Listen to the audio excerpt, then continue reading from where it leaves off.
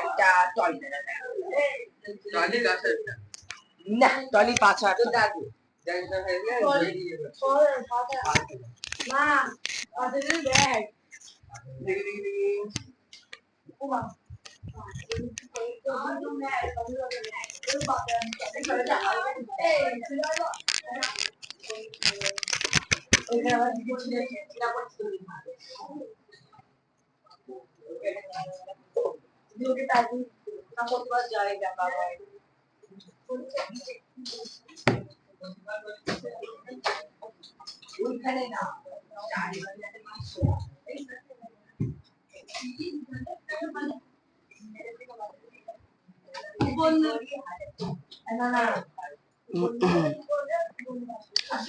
আচ্ছা নাও একটুখানি ছোটবেলার জিনিসপত্র যা পড়েছো তাই নিয়ে একটু চিনবো। সর্বপ্রথম দেখো 1 নাম্বার কোশ্চেন, নোট বার করো সবাই, যে আননি পাশের জন্যটা দেখো। 1 নাম্বার কোশ্চেন দেখো লেখা আছে সামতলিক চিত্র কাকে বলে।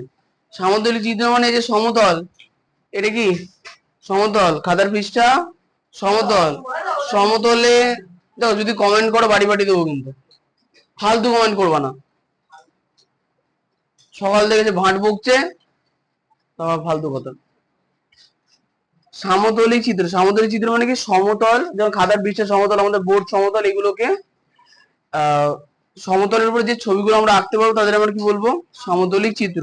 আচ্ছা সমতলিক চিত্রের মধ্যে তোমাদের জ্যামিতি 3-4টেই আছে, ত্রিভুজ, চতুর্ভুজ, তাই না, বহুভুজ ইত্যাদি। আচ্ছা বৃত্ত ইত্যাদি। আচ্ছা 2 নম্বর হচ্ছে বহুভুজ কাকে বলে। দেখো যে কোনো একটা সমতলিক চিত্র আঁকার জন্য সবচেয়ে কম কটা বাহু দরকার, 3টে বাহু দরকার। তারপর বলছি কি যে সকল বদ্ধ সমতলিক চিত্র 3 বা ততোধিক, ততোধিক মানে 3-এর বেশি, তাই তো, সরলরেখাংশ বাহুর সমন্বয়ে গঠিত হয় তাদের বহুভুজ বলে। এখানে নোট বলে একটা কথা লেখা আছে, ভুজ কথার অর্থ বাহু। আচ্ছা যেমন ত্রিভুজ, আয়তক্ষেত্র, পঞ্চভুজ। আচ্ছা ত্রিভুজ মানে মানে 3টে বাহুতে তৈরি, আনন্দ নোট, তাই তো, খুব ভালো হয়েছে। আয়তক্ষেত্রের কটা বাহু, 4টে, আর পঞ্চভুজের 5টা, ষড়ভুজ হলে 6টা ইত্যাদি আছে।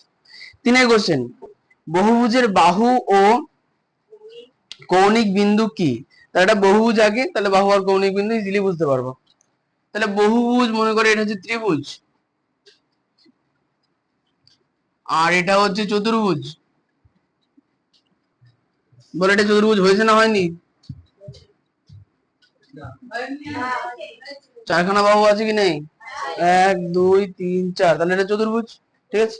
তাহলে কোশ্চেনে বলেছে কি বহুভুজের বাহু আর কৌণিক বিন্দু কি, বলছে যে সরল রেখাংশ গুলি দিয়ে বহুভুজটি তৈরি তাকে বলছে কি বাহু। তাহলে এই যে বাহু, এ বি একটা বাহু, বিসি একটা বাহু, এসি একটা বাহু, এদিকে দেখো এ বি একটা বাহু, এডি বাহু, ডিসি বাহু, বিসি বাহু ইত্যাদি, ঠিক আছে। আর কৌণিক বিন্দু কি, দুটি বাহু পরস্পরের সঙ্গে যে বিন্দুতে মিলিত হয়েছে তাকে আমরা কি বলবো, কৌণিক বিন্দু। যেমন একটা বি বিন্দু, সি বিন্দু, এ বিন্দু, এ বিন্দু, বি বিন্দু, ডি বিন্দু, সি বিন্দু, হয়ে গেছে। আচ্ছা পেজ উল্টাও। আচ্ছা এগুলো কিন্তু প্রত্যেকটার সঙ্গে দেখো ছবি দেওয়া আছে, আর ছবি কিন্তু আঁকতে হবে, আর ছবি আঁকবা স্কেলের সাহায্যে, স্কেল আর পেন্সিলের সাহায্যে। আচ্ছা 5 কোশ্চেনে বলেছে দেখো কুব্জ আর অকুব্জ বহুভুজ বলতে কি বোঝে। দেখো কুব্জ আর অকুব্জের মধ্যে একটা সুন্দর পার্থক্য আছে, সাধারণভাবে আমরা চতুর্ভুজদের ভালো বুঝতে পারবো। যেমন একটা চতুর্ভুজ যদি আঁকি, 1 2 3 4টে বাহু, চতুর্ভুজ এটা।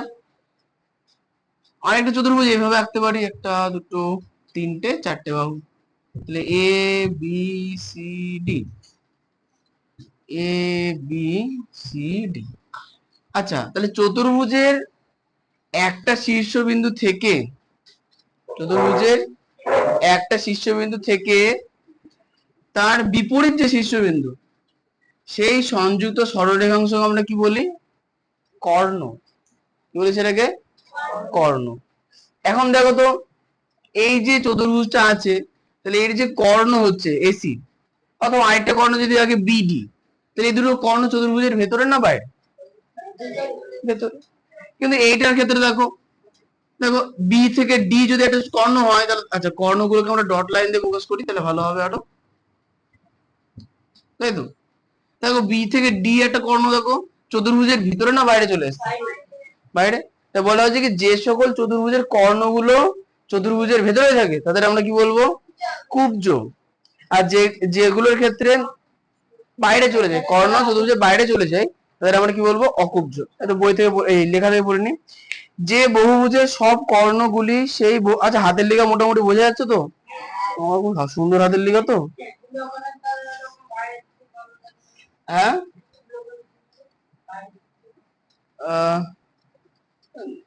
ত্রিভুজের কর্ণ হয় না, ত্রিভুজের কর্ণ হয় না, চতুর্ভুজ থেকে কর্ণ শুরু হয়।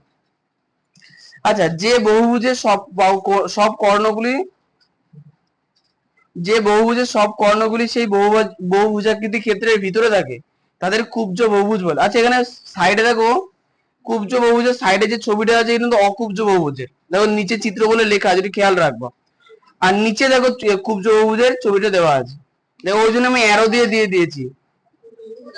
হ্যাঁ কি বাইরে এলো বলে কিছু নেই, এটাও বহুভুজ এটাও বহুভুজ, আমি কর্ণ টানছি আমার ইচ্ছা মতো। আমি দেখো এখানে দেখো বি থেকে ডি তে কর্ণ টেনছি, চতুর্ভুজের ভেতরে আছে কি নেই?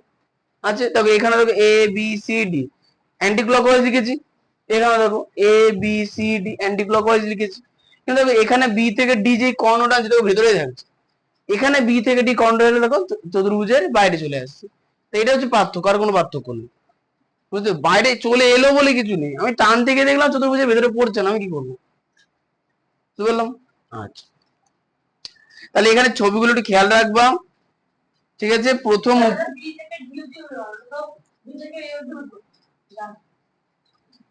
বি থেকে অবধি টানাই তো আছে।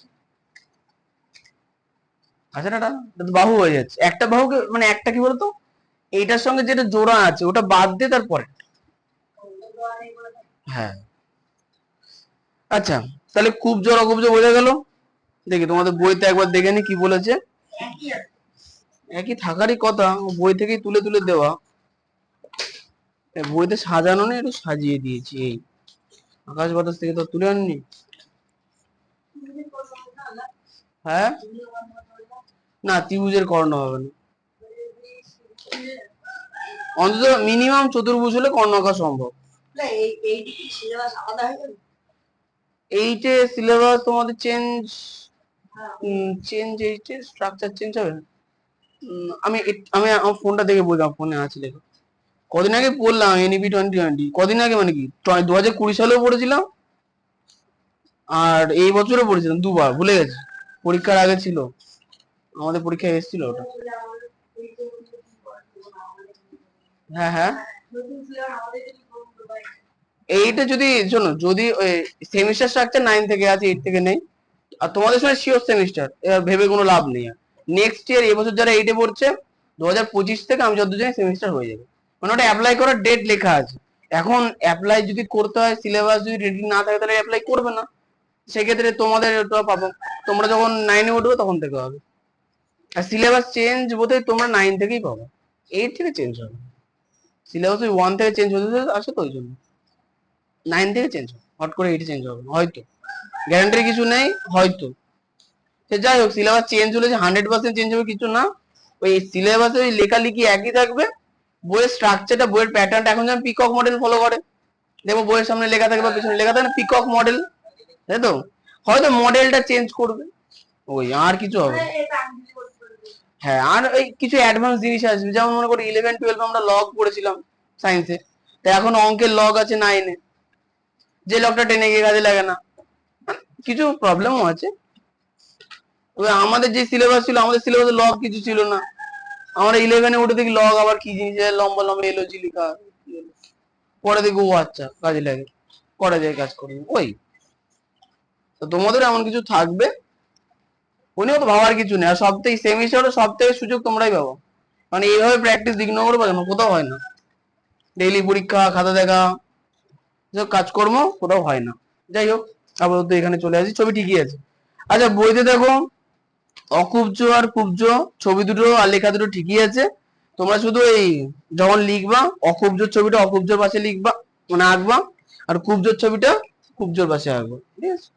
আর এবার চলেছি কর্ণ কাকে বলে। দেখো বলছে যে কোনো বহুভুজের ঠিক পরপর অবস্থিত নয়, যে কোনো বহুভুজের পরপর অবস্থিত নয়, মানে এরপরে কি আছে, বি বিন্দু আছে, তাহলে পরপর অবস্থিত নয় এমন বিন্দুগুলোকে যদি জোড়া যায় তাহলে আমরা কি পাবো, কর্ণ।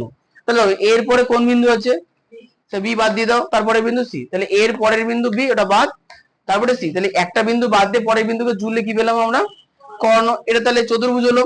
আমি পঞ্চভুজ দেখতে পারি, পঞ্চভুজ এ বি সি ডি ই, তাহলে এ থেকে বি জোড়া আছে, একটা বিন্দু বাদ, তাহলে এ থেকে সি, এ থেকে ডি হয়ে গেল। এবার বি থেকে দেখো সি বাদ, বি থেকে ডি, বি থেকে ই, সি থেকে দেখো ডি বাদ, সি থেকে ই, সি থেকে এ করাই আছে। হ্যাঁ, তাহলে এখানে কতগুলো কর্ণ পেলাম দেখো, একটা, আচ্ছা একটা, দুটো, তিনটে, চারটে, পাঁচটা, ছটা কোথায় গেল, সি থেকে এ থেকে গেল, সি থেকে ই যেটা ছিল আগেই হয়ে গেছিল, এ থেকে সি আমরা আগেই করেছিলাম, তাহলে পাঁচটা হয়েছে। ঠিক আছে, এই তো একটা, দুটো, তিনটে, চারটে, পাঁচটা হয়েছে। আচ্ছা, তাহলে কর্ণ পাওয়া গেল, বুঝতে পারলাম কর্ণ। তাহলে বলছি কি, কোন ত্রিবহুভুজে ঠিক পরপর অবস্থিত নয় এমন দুটি শীর্ষবিন্দু সংযোজক সরলরেখাংশকে ওই বহুভুজের কর্ণ বলা হয়। নোট লিখে দিচ্ছি নিচে দেখো, ত্রিভুজের কর্ণ হতে পারে না, কারণ ত্রিভুজের কর্ণ হতে পারে না কেন, ত্রিভুজ আঁকো এবিসি, এখন দেখো এ থেকে বি বাদ দিলে সি, দেখো সি তো জোড়াই আছে, তুমি সি থেকে বি বাদ দিয়ে এ জোড়াই আছে, বুঝতে পেরেছো, এই জন্য হবে না, ত্রিভুজের ক্ষেত্রে হয় না। এরপরে দেখো 5, ট্রাপিজিয়াম কাকে বলে। আচ্ছা, এবার চতুর্ভুজের শ্রেণী বিভাগে ঢুকে পড়বো। চতুর্ভুজের শ্রেণী বিভাগটা খুব মজাদার, এত মজাদার সে আর বলার কথা নেই। মানে এবার যদি চতুর্ভুজ না চিনতে পারো তাহলে খুব সমস্যা। মজা তো হবে 9-এ, 70 বার ছেলে 9-এ 50 তুলতে পারে না, তাই না? হে বলো, তুমি তোলো না, দেখো তুলবে কেউ না, কে অঙ্ক তো দেবে, পারলে দেবে, কেন দেবে না, অঙ্ক বড় লেখা দিচ্ছে দেবে না। যাই হোক, শোনো, চতুর্ভুজে আছে না, চতুর্ভুজ তাহলে কি হবে, প্রথমত সবচেয়ে প্রাথমিক চতুর্ভুজ কি, যে চতুর্ভুজে চারটে বাহু চারদিকে ছড়ানো, মানে যার কোনো স্ট্রাকচার নেই, তাকে আমরা কি বলি, নর্মাল চতুর্ভুজ। চারটে বাহু দ্বারা সীমাবদ্ধ সমতলিক ক্ষেত্রে এটাকে আমরা কি বলবো, চতুর্ভুজ। এবার শুনবা, চতুর্ভুজ এটা হওয়ার পর এর অনেকগুলো ভাগ চলে আসবে। আমরা কি করলাম, সবার প্রথমে উপরের বাহু আর নিচের বাহুকে সমান্তরাল করে দিলাম। তাহলে যে চতুর্ভুজের দুটি বাহু সমান্তরাল, যে চতুর্ভুজের দুটি বাহু সমান্তরাল, তাহলে এই বাহুটা কি সমান্তরাল, তাদের আমরা কি বলবো, কি বললে, পরস্পর না, বিপরীত বাহু, এর বিপরীতে এটা আছে না, পরস্পর কোথায় হলো, তাই তো। হ্যাঁ, তাহলে এটা হচ্ছে ট্রাপিজিয়াম। হ্যাঁ সজনু কি বলছো, না দেরি আছে, কি বড় হবে, সংখ্যা কি লেখা আছে, যে সব চতুর্ভুজের এক জোড়া বিবিধ পরস্পর সমান্তরাল তাদের ট্রাপিজিয়াম বলে, একদম সঠিক, 10-এ 10। আচ্ছা, এবার ট্রাপিজিয়ামের দুটো ভাগ হয়েছে, দুটো ভাগ কেমন হয়ে যায়, মনে করো এই যে ট্রাপিজিয়াম আছে, এর এই সাইডে দুটো বাহু দেখতে পাচ্ছ তো, এই সাইডে দুটো বাহু, আচ্ছা ট্রাপিজিয়ামের বাহুর আবার নাম আছে, এই যে দুটো বাহু সমান্তরাল এদের বলা হয় সমান্তরাল বাহু। এই যে দুটো বাহু তিরছা করে আছে, মানে সোজা নেই, হ্যাঁ ওই তো, তাই তো, তাহলে এটাকে কি বলে, তির্যক বাহু। তাহলে এখন প্রশ্ন হচ্ছে, দেখো ট্রাপিজিয়ামের চারটে বাহুর দৈর্ঘ্য কি কোথাও সমান আছে, এখনো নেই, শুধু দুটো বাহু সমান্তরাল করেছি। তাহলে আমি করলাম কি, সমান্তরাল বাহু যেমন ছিল তেমনই থাকলো, শুধু তির্যক বাহুগুলোকে আমি সমান করে দিলাম। তাহলে কি হলো, এই ট্রাপিজিয়ামের এই দুটো বাহু সমান হয়ে গেল, তাহলে এদের আমরা কি বলবো, সমদ্বিবাহু ট্রাপিজিয়াম, সমদ্বিবাহু ট্রাপিজিয়াম। তা ট্রাপিজিয়ামের তির্যক বাহু বলবো না, ওয়াইন্ডিং করবো না, কষ্ট হয়ে যাচ্ছে ওয়াইন্ডিং করলে। আচ্ছা, এরপরে চলে আসো, সমদ্বিবাহু ট্রাপিজিয়াম বুঝতে পারলাম, যে ট্রাপিজিয়ামের তির্যক বাহুগুলো সমান হয় সমান মানে কি সমান দৈর্ঘ্যের হয়, তাদের আমরা কি বলবো? সমদ্বিবাহু ট্রাপিজিয়াম। আচ্ছা, এবার সমদ্বিবাহু ট্রাপিজিয়ামের পরে আরো অনেক কিছু লেখা আছে, পাশের চিত্রে দেওয়া আছে। নোট: কোন চতুর্ভুজের কোন বাহু সংলগ্ন দুটি কোণের সমষ্টি দুই সমকোণ হলে অন্য দুটিতে বিপরীত বাহুর পরস্পর সমান্তরাল হয়। ভালো করে বুঝবা, শর্ত মুখস্থ রাখতে হবে। কি লেখা আছে? কোন চতুর্ভুজের কোন বাহু সংলগ্ন, তাহলে কোন চতুর্ভুজ, তাহলে কোন বাহু, উত্তর হয় এই একটা বাহু। খুঁজে পাবা না তো,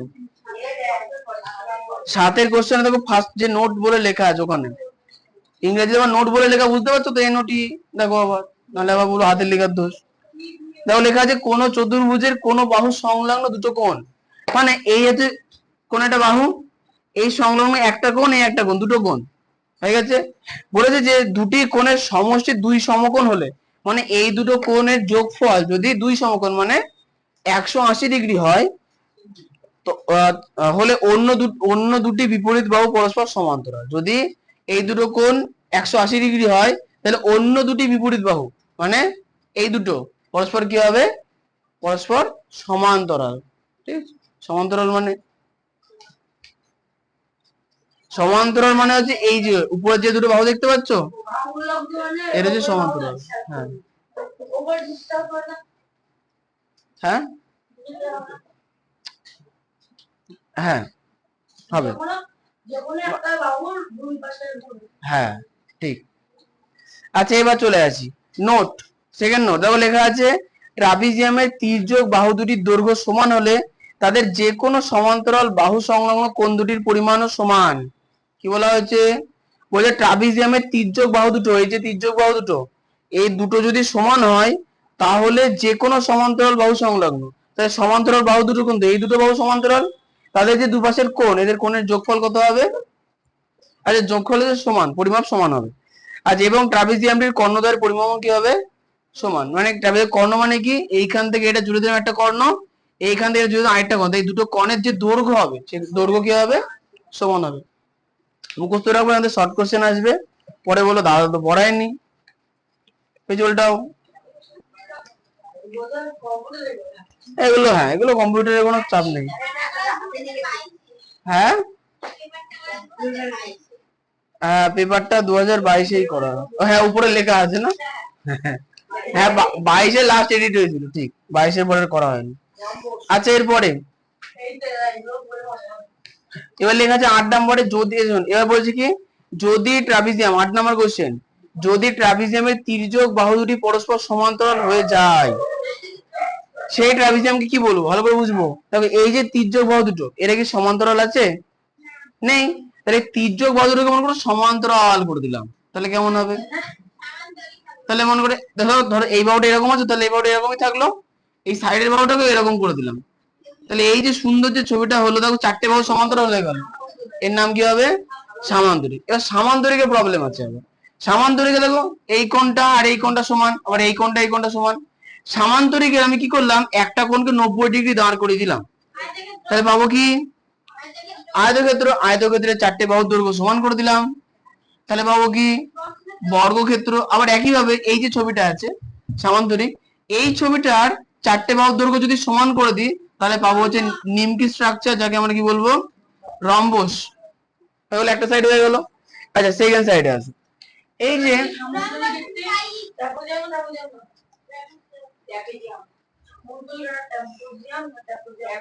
ট্রাপোজিয়াম কোথা থেকে পেলে? ট্রাপিজিয়াম।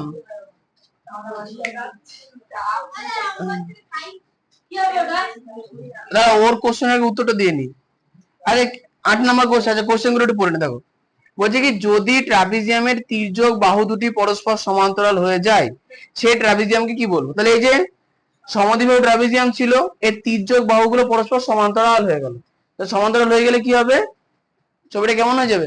সামান্তরিক হয়ে যাবে। ঠিক, তাই সামান্তরিক একটি ড্যাশ, ট্রাপিজিয়াম ট্রাপিজিয়াম নয়। উত্তর কি হবে?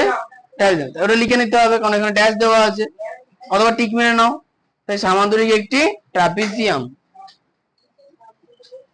আচ্ছা, এরপরে 9 নম্বর কোশ্চেন, সামান্তরিক কাকে বলে?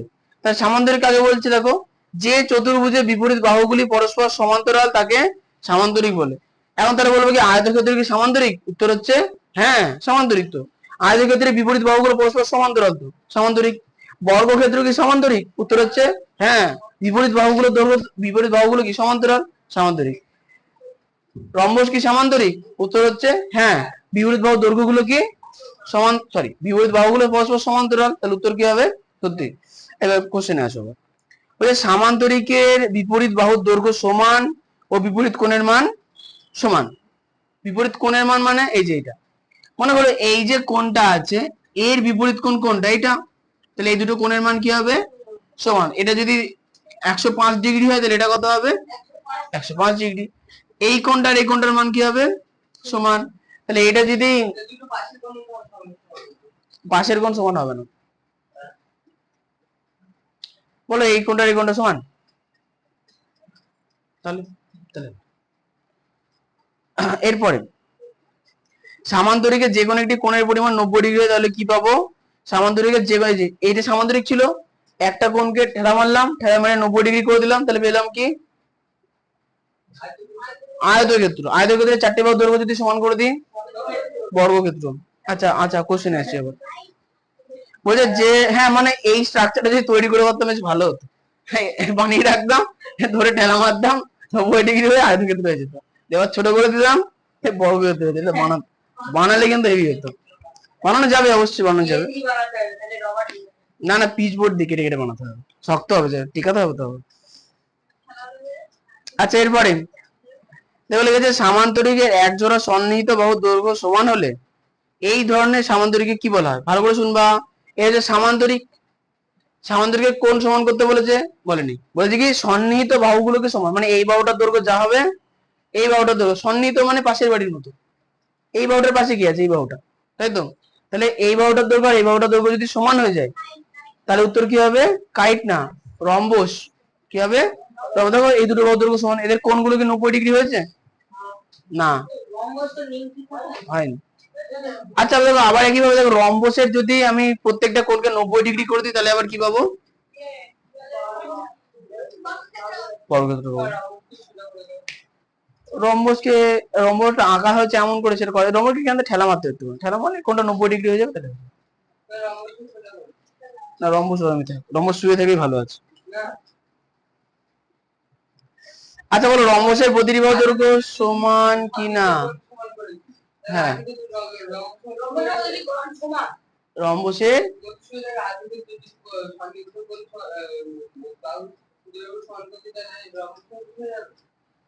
আচ্ছা আয়তক্ষেত্রে সন্নিহিত বাহু সমান করলে বর্গক্ষেত্র পাই যাবে।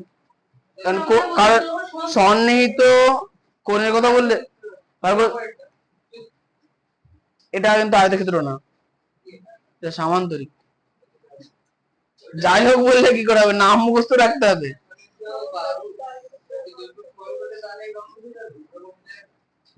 ওটা হয়ে যাবে। করো আবার কি, খাতায় আঁকাও। মানে এর বাহুগুলো এই তো ভালো করে দেখো না, এই বাহুটার দৈর্ঘ্য আর এই বাহুটার দৈর্ঘ্য যদি একই হয়ে যায় তাহলে জিনিস এরকম হবে। হ্যাঁ অবশ্যই সামান্তরিকের মতো করে আঁকলে তোমার সুবিধা হবে, এটা হচ্ছে কথা, তাই তো? আচ্ছা তাহলে এই উপরের বাহুটা সমান ছিল, নিচের বাহুটাও সমান আছে, এই দুটো বাহু সমান করে দেবো, তাহলে এই হচ্ছে কি রম্বস। ঠিক আছে, খুশি? আচ্ছা আচ্ছা এরপরে বর্গক্ষেত্রের প্রতিটি বাহুর দৈর্ঘ্য সমান, বর্গক্ষেত্র কি এক ধরনের রম্বস? উত্তর হবে বর্গক্ষেত্র এক ধরনের রম্বস, একদম। আচ্ছা একটি সামান্তরিক কি একটি বর্গক্ষেত্র হতে পারে? উত্তর হচ্ছে হ্যাঁ, আরে হ্যাঁ, বর্গক্ষেত্র একটি সামান্তরিক যার একটি কোণের পরিমাণ 90 ডিগ্রি এবং এক জোড়া বাহুর দৈর্ঘ্য কি সমান। হ্যাঁ বলে না বললে কি করে হবে? আচ্ছা এবারে বর্গক্ষেত্র কি এক বিশেষ ধরনের আয়তক্ষেত্র? উত্তর হচ্ছে হ্যাঁ। আয়তক্ষেত্রের চারটে বাহুর দৈর্ঘ্য যদি সমান করে দিই তাহলে কি পাবো? আচ্ছা এই কোশ্চেন গুলো বোধহয় বইতে আছে, দেওয়া আছে বইতে, বই থেকে নেওয়া সব। বলো আয়তক্ষেত্র, বর্গক্ষেত্র, হ্যাঁ বর্গক্ষেত্রের বাহুগুলো দুটো বাহুর দৈর্ঘ্য যদি বড় করে দিই তাহলে আয়তক্ষেত্র বাহু।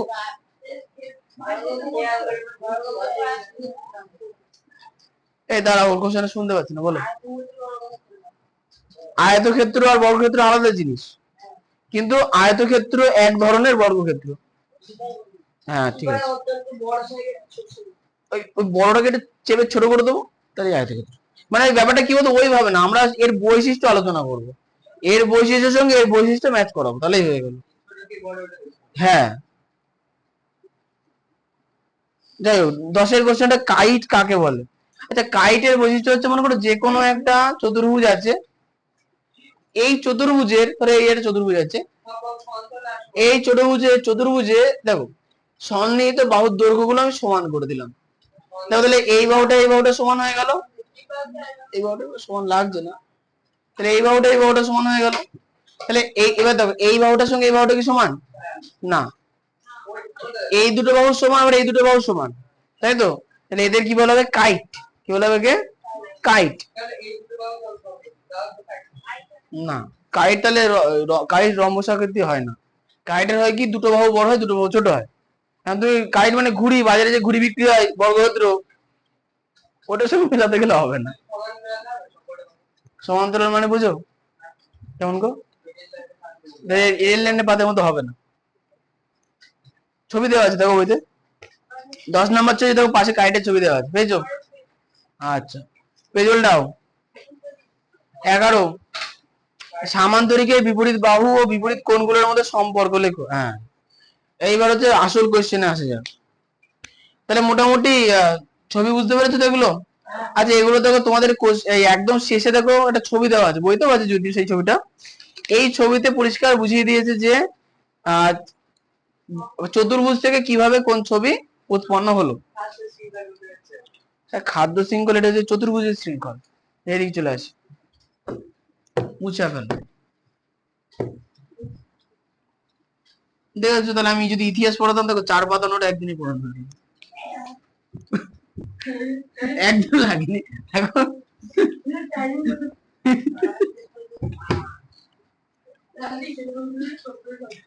ইতিহাস পড়ে আমি আমি ইতিহাস চোখেই দেখতাম না। ইতিহাস দূরে, ইতিহাস আমার লাস্টে। এদের চোখ বুঝে লিখে দেয়, বাবর মরে গেল, ও মারলো, ও মারলো, ও শেষ। মনে হতো খাতার মধ্যে বোমবাদি দিয়ে আছে, খাতাও শেষ করে দাও, খাতাও ইতিহাস হয়ে যাক, লিখতে হবে না। কি হয়েছে? যাও বাড়ি যাও, যাও যাও যাও। হ্যাঁ, আরে না গো, ইতিহাসও ভালোই পেতাম আমি, মুখস্থ করতে হতো, একটু মুখস্থ করতে হতো কষ্ট করে।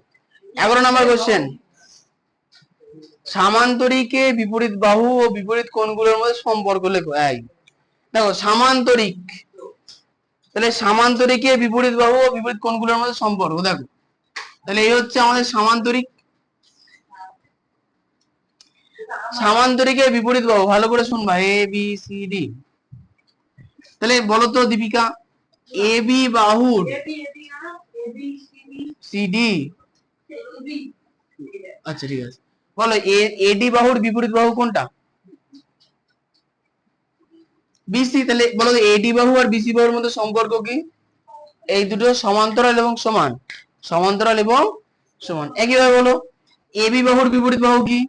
বিসি। এরাও সমান এবং সমান্তরাল, 1 নাম্বার। 2 নাম্বার বলতো সামান্তরিকের কর্ণগুলো কি পরস্পরের দৈর্ঘ্যের সমান কি সমান নয়? উত্তর হচ্ছে সমান নয়। দেখো বিডি কর্ণ বড়, এসি কর্ণ ছোট, কিন্তু হ্যাঁ এখানে একটা জিনিস সমান। ব্যাপারটা হচ্ছে কি, কর্ণদ্বয় পরস্পরকে সমদ্বিখণ্ডিত করে, কর্ণদ্বয় পরস্পরকে কি করে? সমান দুটি খণ্ডে ভাগ করে ফেলে। হয়ে গেছে, লেখা কি আছে দেখো, সামান্তরিকে বিপরীত বাহু পরস্পর সমান হয়, বিপরীত কোণগুলি পরস্পর সমান হয়, এটা আমি বলিনি।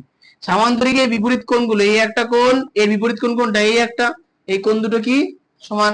আবার দেখো এই একটা কোণ, এই কোণের বিপরীত কোণ কোনটা? এইটা, এটা কি সমান? পরের কোশ্চেন, কোশ্চেন দেখো, সামান্তরিক কাকে বলে? সামান্তরিকের বৈশিষ্ট্যগুলি লেখো। যে চতুর্ভুজের বিপরীত বাহুগুলি পরস্পর সমান্তরাল তা সামান্তরিক। সামান্তরিকের বৈশিষ্ট্যগুলি হলো বিপরীত বাহুগুলির দৈর্ঘ্য সমান, দেখো এডি বাহু আর বিসি বাহু দৈর্ঘ্য সমান।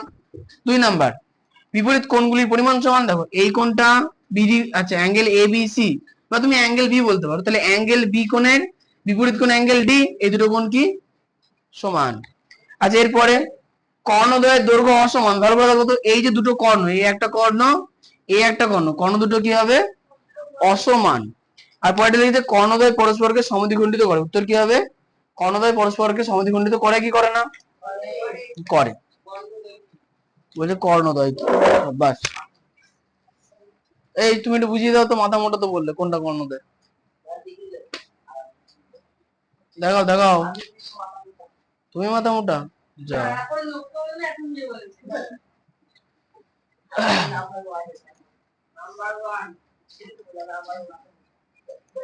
কর্ণদ্বয় চেনো না? সাব্বাস। এই যে এ থেকে সি, ভালো করে দেখবো, এ থেকে সি এটা হচ্ছে কর্ণ, বি থেকে ডি এটা কি কর্ণ। কর্ণদ্বয় মানে যে দুটো কর্ণকে কর্ণদ্বয় বলা হয়। তাহলে একটা মিষ্টি, শুধু মিষ্টি, ধরো দুটো মিষ্টি, মিষ্টি দয়। ধরো ছাগল, একটা ছাগল ছাগল, দুটো ছাগল ছাগল দয়। আচ্ছা দয় মানে তোমরা জোড়া বলতে পারো।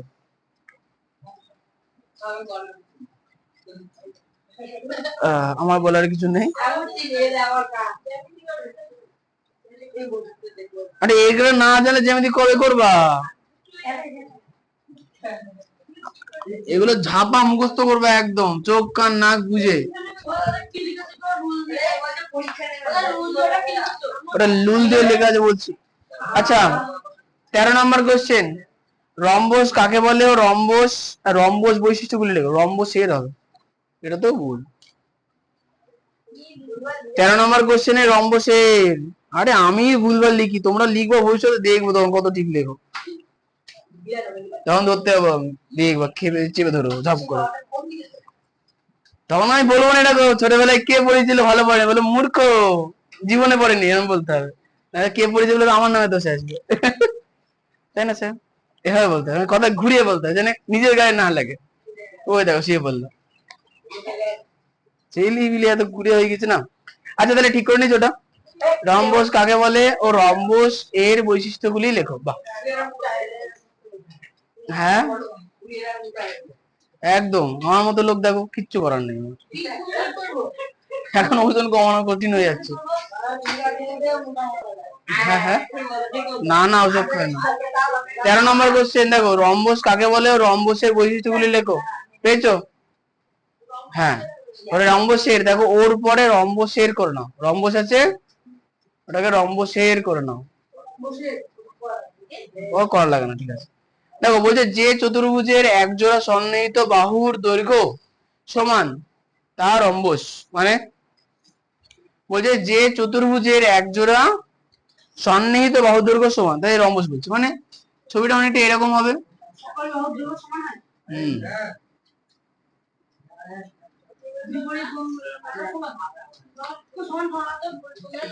বলছি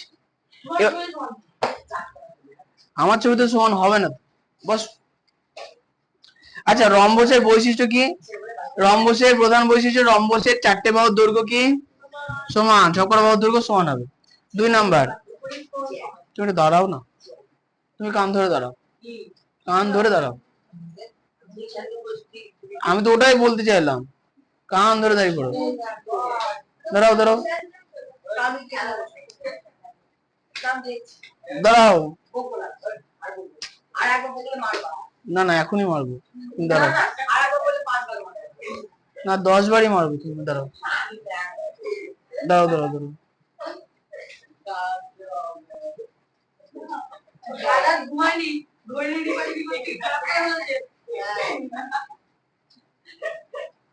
তোমার সঙ্গে তো তুমি গল্প করছিলে। আরে দেখো রম্বসের বৈশিষ্ট্য, দেখো সকল বাহুর দৈর্ঘ্য সমান, দেখো চারটে বাহুর দৈর্ঘ্য সমান আছে। 2 নাম্বার, বিপরীত কোণগুলির পরিমাণ সমান। দেখো এই যে কোণ, এর বিপরীত কোণ কোনটা? এটা, এটা সমান, এটার সঙ্গে এটা সমান। আবার দেখো এইটার সঙ্গে এটা নিচেরটা সমান, তাহলে বিপরীত কোণগুলির পরিমাণ সমান। 2 নাম্বার, কর্ণদ্বয়ের দৈর্ঘ্য অসমান। ভালো করে দেখো কর্ণদ্বয়, দেখো এই কর্ণের দৈর্ঘ্য বড়, এটার দৈর্ঘ্য ছোট। আচ্ছা কর্ণদ্বয় পরস্পরকে দেখো সমদ্বিখণ্ডিত করে, দেখো কর্ণদ্বয় পরস্পরকে সমান দুটি খণ্ডে ভাগ করে দিচ্ছে। 14 নম্বর কোশ্চেন, আয়তক্ষেত্র কাকে বলে ও আয়তক্ষেত্রের বৈশিষ্ট্যগুলি লেখো। যে রুল দিয়ে লেখা সামান্তরিকের, ওটা রুল দিয়ে না, লাল কালিতে লেখা ছিল তো, স্ক্যান হয়নি। যে ওটা কেটে হয়তো ভুল করে ফেলেছিল, ওটা সামান্তরিকের লিখেছি কেন, যা সামান্তরিক কি হবে, ঠিকই আছে, নিচের লাইনে ঠিক করতে হতো। দেখো লেখা আছে না যে প্রথম লাইন দেখো মাথার উপরে রুল দিয়ে কেটে কি লেখা আছে, সামান্তরিকের লেখা আছে। তাহলে যে সামান্তরিকের একটি কোণ 90 ডিগ্রি তাকে কি বলা হয়, আয়তক্ষেত্র।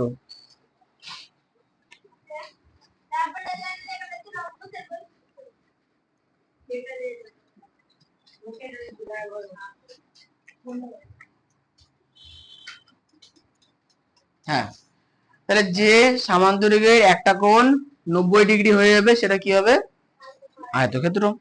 দেখো বলছে যে বৈশিষ্ট্য, এখানে দেখো লেখা আছে না রম্বসের বৈশিষ্ট্যগুলির একটা ভুল আছে, দেখো কেটে আয়তক্ষেত্র লেখা আছে। আয়তক্ষেত্রের বৈশিষ্ট্যগুলি হলো, সর্বপ্রথম বৈশিষ্ট্য বিপরীত বাহুগুলির দৈর্ঘ্য কি, আচ্ছা আয়তক্ষেত্রটা আয়তক্ষেত্রের মধ্যে লাগলে ভালো লাগে, এবার হয়ে গেছে। বিপরীত বাহুগুলোর দৈর্ঘ্য কি, সমান। 2 নম্বর প্রতিটি কোণের মান 90 ডিগ্রি, দেখো চারটে কোণের মানে কি হবে 90 ডিগ্রি। বলো দীপ কুমার, বুঝতে পারছো তো, সাব্বাস। আচ্ছা কর্ণদ্বয়ের দৈর্ঘ্য কি হবে এক্ষেত্রে, সমান। কর্ণদ্বয়ের দৈর্ঘ্য কি, সমান। আর 2 নম্বর কর্ণদ্বয় পরস্পরকে সমদ্বিখণ্ডিত করে, কর্ণদ্বয় পরস্পরকে সমদ্বিখণ্ডিত করে। এবার চলে এসেছি, আচ্ছা তাহলে একটা জিনিস খেয়াল করবা, এখানকার যে চারটে করে বৈশিষ্ট্য লেখা আছে, চারটে করে বৈশিষ্ট্য কিন্তু চারটে শর্তের উপর নির্ভর করছে। প্রথম শর্ত কি আছে, বাহুর দৈর্ঘ্য। প্রথম শর্ত কি আছে দেখো, বাহুর দৈর্ঘ্য। আচ্ছা দ্বিতীয় শর্ত লেখা আছে দেখো বিপরীত কোণ।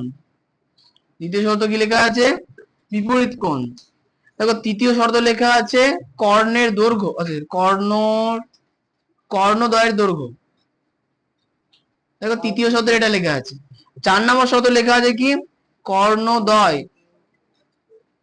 পরস্পরকে হ্যাঁ সমদ্বিখণ্ডিত করবে কিনা, সমদ্বিখণ্ডিত করছে কি না, তাই তো। তাহলে এই চারটে শর্তের উপরে যে কোনো চতুর্ভুজে আমরা বৈশিষ্ট্যগুলো লিখেছি, এটা মনে রাখবা। যদি এখানে নোটের মধ্যে লেখা নেই, এটা কোশ্চেন তো আমি তৈরি করেছি। আচ্ছা এরপরে দেখো বর্গক্ষেত্র কাকে বলে, 15 নম্বর কোশ্চেন। বর্গক্ষেত্রের বৈশিষ্ট্যগুলো লেখো, কি লিখবা, না লিখে কি হবে,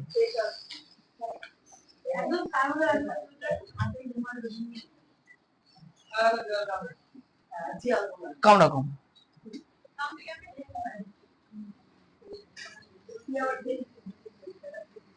আচ্ছা দেখো বর্গক্ষেত্র কাকে বলে, তো কি বলবো, যে আয়তক্ষেত্রের এক জোড়া সন্নিহিত বাহুর দৈর্ঘ্য সমান, তাদের আমরা কি বলবো, বর্গক্ষেত্র। মানে এক জোড়া সন্নিহিত মানে কি, আয়তক্ষেত্র ছিল, আয়তক্ষেত্রে এই বাহুটা বড় ছিল এটা ছোট ছিল, তো বলছি কি এই দুটো বাহুর দৈর্ঘ্য কি সমান, আর 90 ডিগ্রি তো ছিলই, তাদের আমরা কি বলবো, হ্যাঁ বড় এটা ছোট দাও, সামনের কথায় চলে আসি, বলো কি বলো, না না বললাম যে আয়তক্ষেত্রের ক্ষেত্রে কি হয়, আয়তক্ষেত্রের উপরে বাহুটা বড় হয় এটা ছোট হয়, সমান হলো না, সমান করে দেবো, তাহলে বর্গক্ষেত্র হয়ে যাবে, ওটাই বলছি। আচ্ছা এবার দেখো 1 নম্বর বৈশিষ্ট্য, বলছি কি প্রতিটি বাহুর দৈর্ঘ্য সমান, হ্যাঁ কোথায় বসবা, না না বসতে হবে না। আচ্ছা 1 নম্বর কোশ্চেন দাও কি বলছে, প্রতিটি বাহুর দৈর্ঘ্য দেখো সমান, চারটি বাহুর দৈর্ঘ্য দেখো সমান বর্গক্ষেত্রে।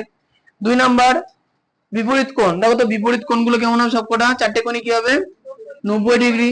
3 নম্বর হচ্ছে কর্ণদ্বয়ের দৈর্ঘ্য, দেখো কর্ণদ্বয়ের দৈর্ঘ্য কি হবে, কর্ণদ্বয়ের দৈর্ঘ্য হবে সমান। 4 নম্বর কর্ণদ্বয় পরস্পরকে সমদ্বিখণ্ডিত করে। আরে দেওয়া নেই তো কি হয়েছে, পরের পেজে উল্টাও, হলো। এরপর দেখো চতুর্ভুজের শ্রেণী বিভাগের একটা সুন্দর ছবি দিয়েছে, সবার উপরে দেখো লেখা আছে চতুর্ভুজ, সেখান থেকে তোমার নোট কই, দেখো খুলে কোথায় কি আছে, কি পড়াচ্ছি ভুল ভাল সব বলে দিলাম, বিশেষ করে নিচ্ছ ও যে ঠিক করে পড়াচ্ছে, লাস্টে পেজে আসো, লাস্টে পেজে দেখো লেখা আছে একদম উপরে চতুর্ভুজের শ্রেণীবিভাগ, তার নিচে দেখো একটা চতুর্ভুজ লেখা আছে যার কোনো আগা মাথা ঠিক নেই, কোথায় কি এঁকে দিয়েছে। এখন দেখো তোমার নোট কই, ঈশানের নোট কই, ঈশান তুমি ওদিকে ঘুরে বসে আছো কেন, পড়াচ্ছি তো আমি সামনে, মানে তুমি না মূর্খদের মতো কাজ করো, বললো হেরান দিলে পেছনে যাও, সামনের দিকে তাকিয়ে থাকো, না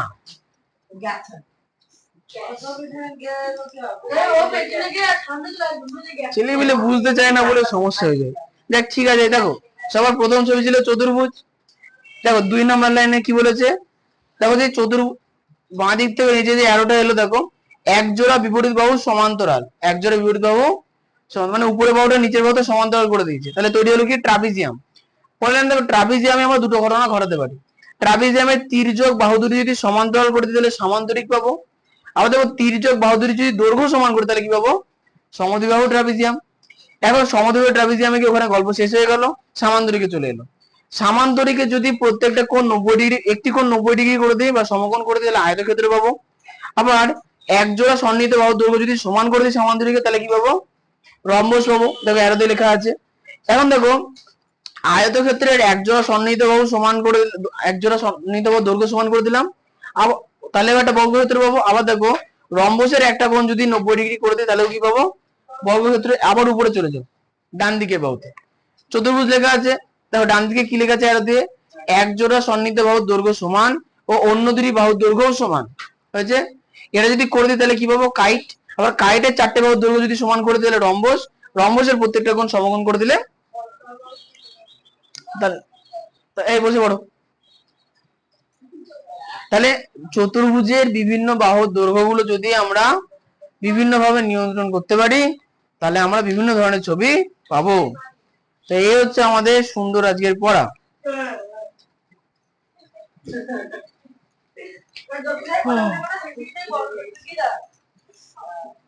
হ্যাঁ দাঁড় করানো যায় বর্গক্ষেত্র।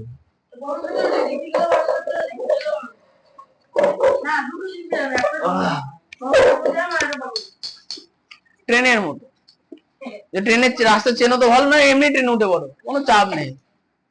উঠার পরে দেখবে কোনো না কোনো জংশনে গিয়ে থামবে, জংশনে নেমে পড়ো। নে বললে এইবার তুমি লোককে জিজ্ঞাসা করো কোথায় যাবো, বলো শিয়ালদা, বলে এটাই ওঠো। জংশনে ওঠে সুবিধা, সব দিকে যাবে, তাই না? হ্যাঁ শেষে আবার ওই জায়গা থেকে আছে। এবার বাসে উঠে বলে কোথায় গিয়ে নামিয়ে দেবে বলা যায় না। আরে তুমি পৌঁছালে না, রাস্তায় উল্টে গেল,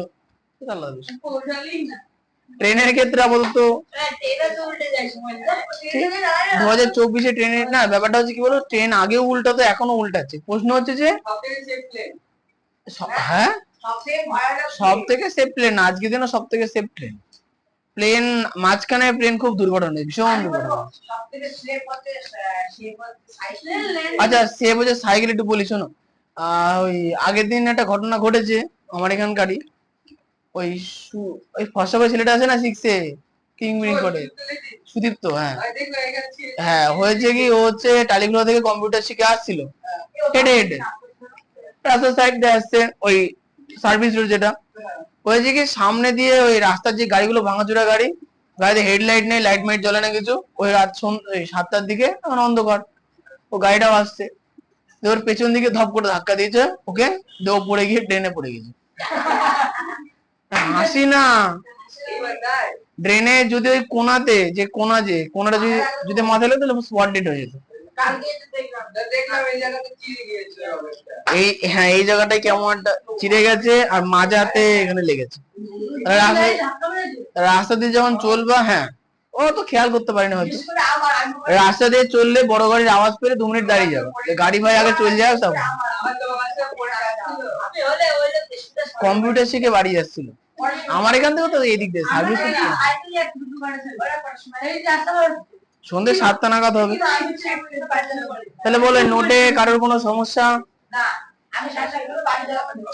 তাহলে একবার নোটটা রিভিশন করে নাও, রিডিং করে। বলে আবার এতটা করতে হবে, কষ্ট। আচ্ছা এই নোটটা হয়ে গেলে এই অধ্যায়ের অনুশীলনী আছে বইতে, আবার সেটা পড়তে হবে। আজকে না, পরের দিন হবে। অঙ্কই তো হলো, এটাই অঙ্ক। এটা মুখস্থ করে লিখবা।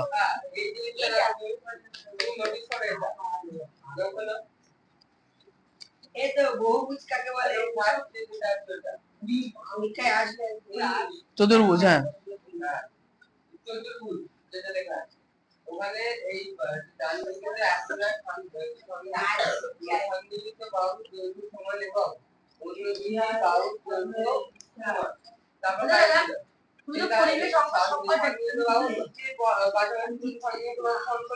আর ওপরে দুটো সমান করলে তারপরে কাটবে, তাই তো? যদি এই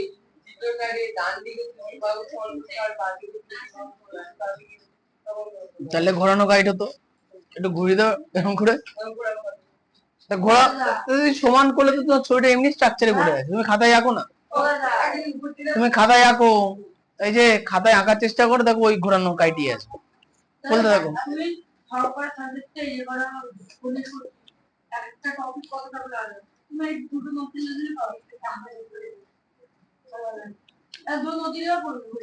না না, বিজ্ঞানের ক্ষেত্রে হবে না। বিজ্ঞানের মধ্যে ছায়া প্রকাশন যে বইটা আছে ওটাই হবে। আমি একটা বই লিখেছিলাম ক্লাস 6 এর, একদম ওই যে হয়তো, হ্যাঁ সহায়িকা থেকে হবে না, ক্লাস 9 10 8 9 এ ওটা তখন হবে, মানে যখন থেকে কেনা বই কিনবো বাজার থেকে তখন। আমি একটা 6 এর বই লিখেছিলাম, হ্যাঁ অনেকদিন আগে, তো বিজ্ঞানেরই। তো আমি করেছিলাম কি, কোশ্চেন গুলো লিখেছিলাম, তার সঙ্গে পেজ নাম্বার দিয়েছিলাম, হলো। তার সঙ্গে নিচে সুন্দর বই থেকে টেক্সট, বই থেকে বইয়ে যে উত্তরটা লেখা আছে টেক্সটে, সেই উত্তরটাই তুলে লেখা ছিল। ওই লিখতে আমার অনেক টাইম লেগেছিল, একটা চ্যাপ্টার অনেক 1-1.5 মাস টাইম লেগেছিল। লেখার পর আমি বুঝতে পারলাম যে এ করলে আর হবে না, কারণ ক্লাস তো অনেক। তারপরে বাজারে যত লেখকের বই আছে সব লেখকের বই তুলে আনলাম, যত লেখক আছে ওটা চেনাশোনার মধ্যে। তারপর দেখলো যে ছায়া প্রকাশনীর বইটা একদম সেম টু সেম আছে, তো ছায়া প্রকাশনীতে। এখন তোমাদের মনে তো আগে ছায়া আমাকে দিয়ে গেছে তাই আমি ছায়া পড়াই, ওরা কোনো কেস নেই। ছায়া তো কদিন আগে দিলে, কদিন আগে করে অনেক সঙ্গে অনেক কিছুর সঙ্গেই আছে ছায়া। কেন না,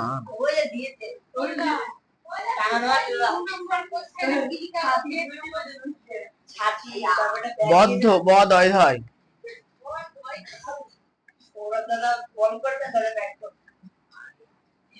সৌরতার কথা বাদ দাও, ও লোক এত অ্যাড করছে, ও লোক সব বইয়ের পেছনে, ও লোকের সব বইয়ের পেছনে,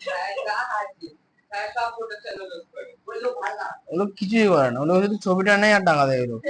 ও লোক কি করবে,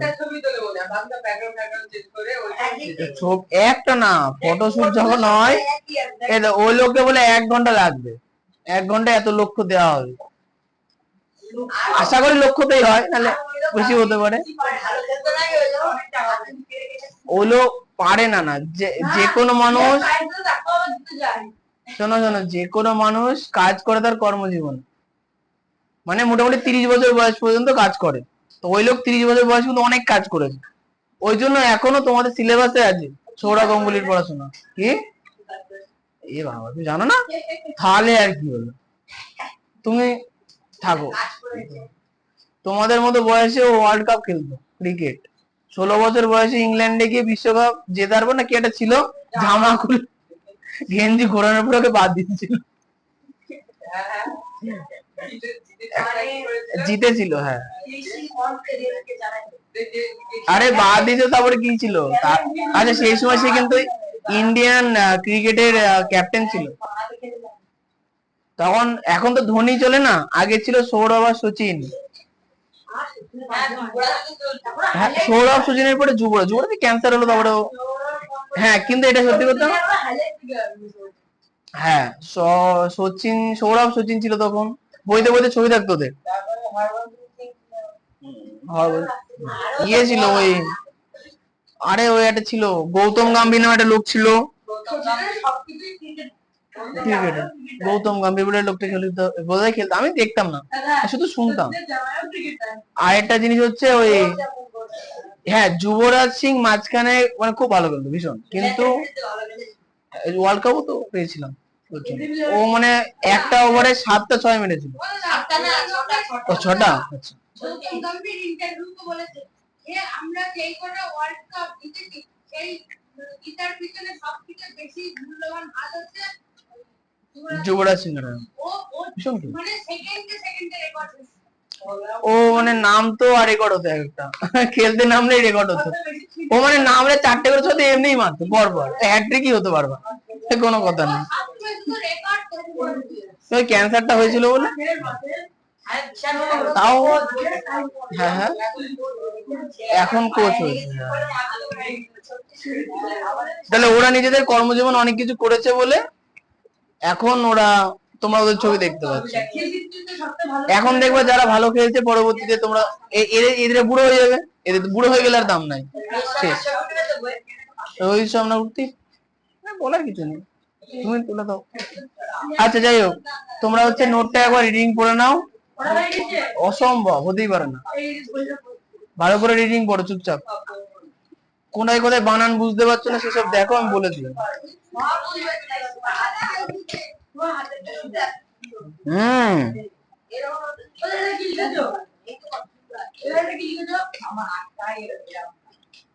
পরস্পর বানান বুঝতে না বলে জিজ্ঞেস করো না। রেখাংশ, অনেক তালবস্য।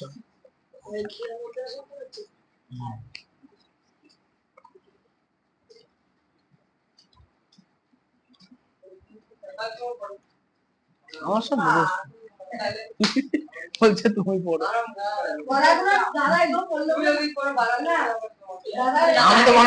আমি বানান বুঝতে না পারলে অন্য কিছু লিখে নেবো, সমস্যা নেই। বানান বুঝতে তো পারবো, আমার হাতে লেখা নিজে বুঝতে পারবো না তা হয়? এগুলো তো আমি ভালো লেখা, এর থেকে জঘন্য স্ট্রাকচারে আমি আগে লিখতাম। তোমাদের বয়সী শিখে গেছি।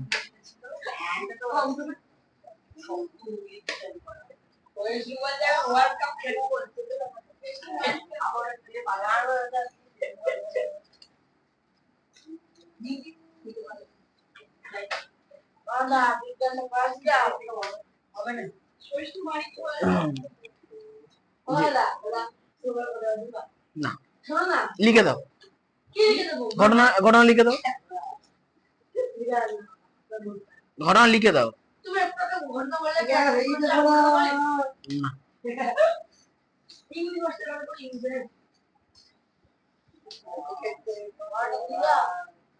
আচ্ছা ঠিক আছে, বানান বুঝতে না পারলে হোয়াটসঅ্যাপ করবো।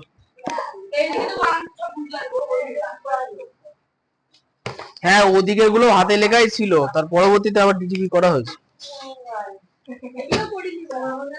ওগুলো করতে হবে, এটা অঙ্কই হলো। জ্যামিতি কোথার মধ্যে পড়ে? আচ্ছা বলছি ওইটা চলছে কিনা দেখো তো।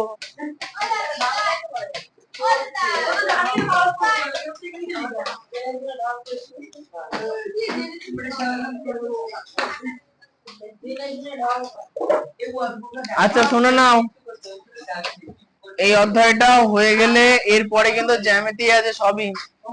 আমি কিন্তু রোজ রোজ বলে দিতে পারবো না যে জ্যামিতি বক্স আনবা, আমি পারবো না। আমি বলে দিয়েছি, একদিন বলে দিলাম জ্যামিতি বক্স রোজ ব্যাগে রাখবা, যেদিন কি ইচ্ছা হবে জ্যামিতি পড়াবো, ওইভাবে অত বলা যাবে না। আর জ্যামিতি দুটো সেট করতে তো বলে দিয়েছি, বেশি দাম না, দুটো সেট করে নেবা।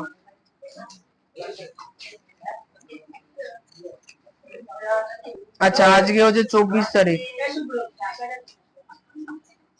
বেশি বকে তো, এই ঘড়ি নিয়ে মরছে। অহনা, রিম্পি, সায়ন, সহিষ্ণু, দীপ, শুভ্র, ঈশান, অরজিৎ, সোহম, রিমি, স্বর্ণ, বিশ্বজিৎ আসেনি আজকে, দীপ, বিশ্ব আর দীপ কি বলে কথা বলে করে আসো একজন কালকে তো যাবি। আচ্ছা দীপঙ্কর, অয়ন, এদিকে অর্পণ, দীপিকা, অর্পণ, ওই তো অর্পণ এসছে। আচ্ছা রিজু আসেনি আজকে। পলিভিনাইল ক্লোরাইড পাইপ বানানো হয়।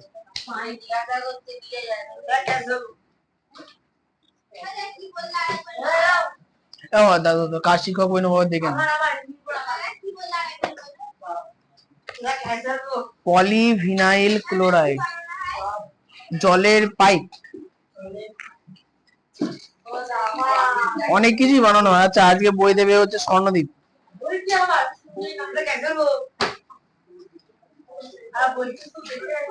পৃষ্ঠা নাম্বার কারোর মনে আছে নাকি?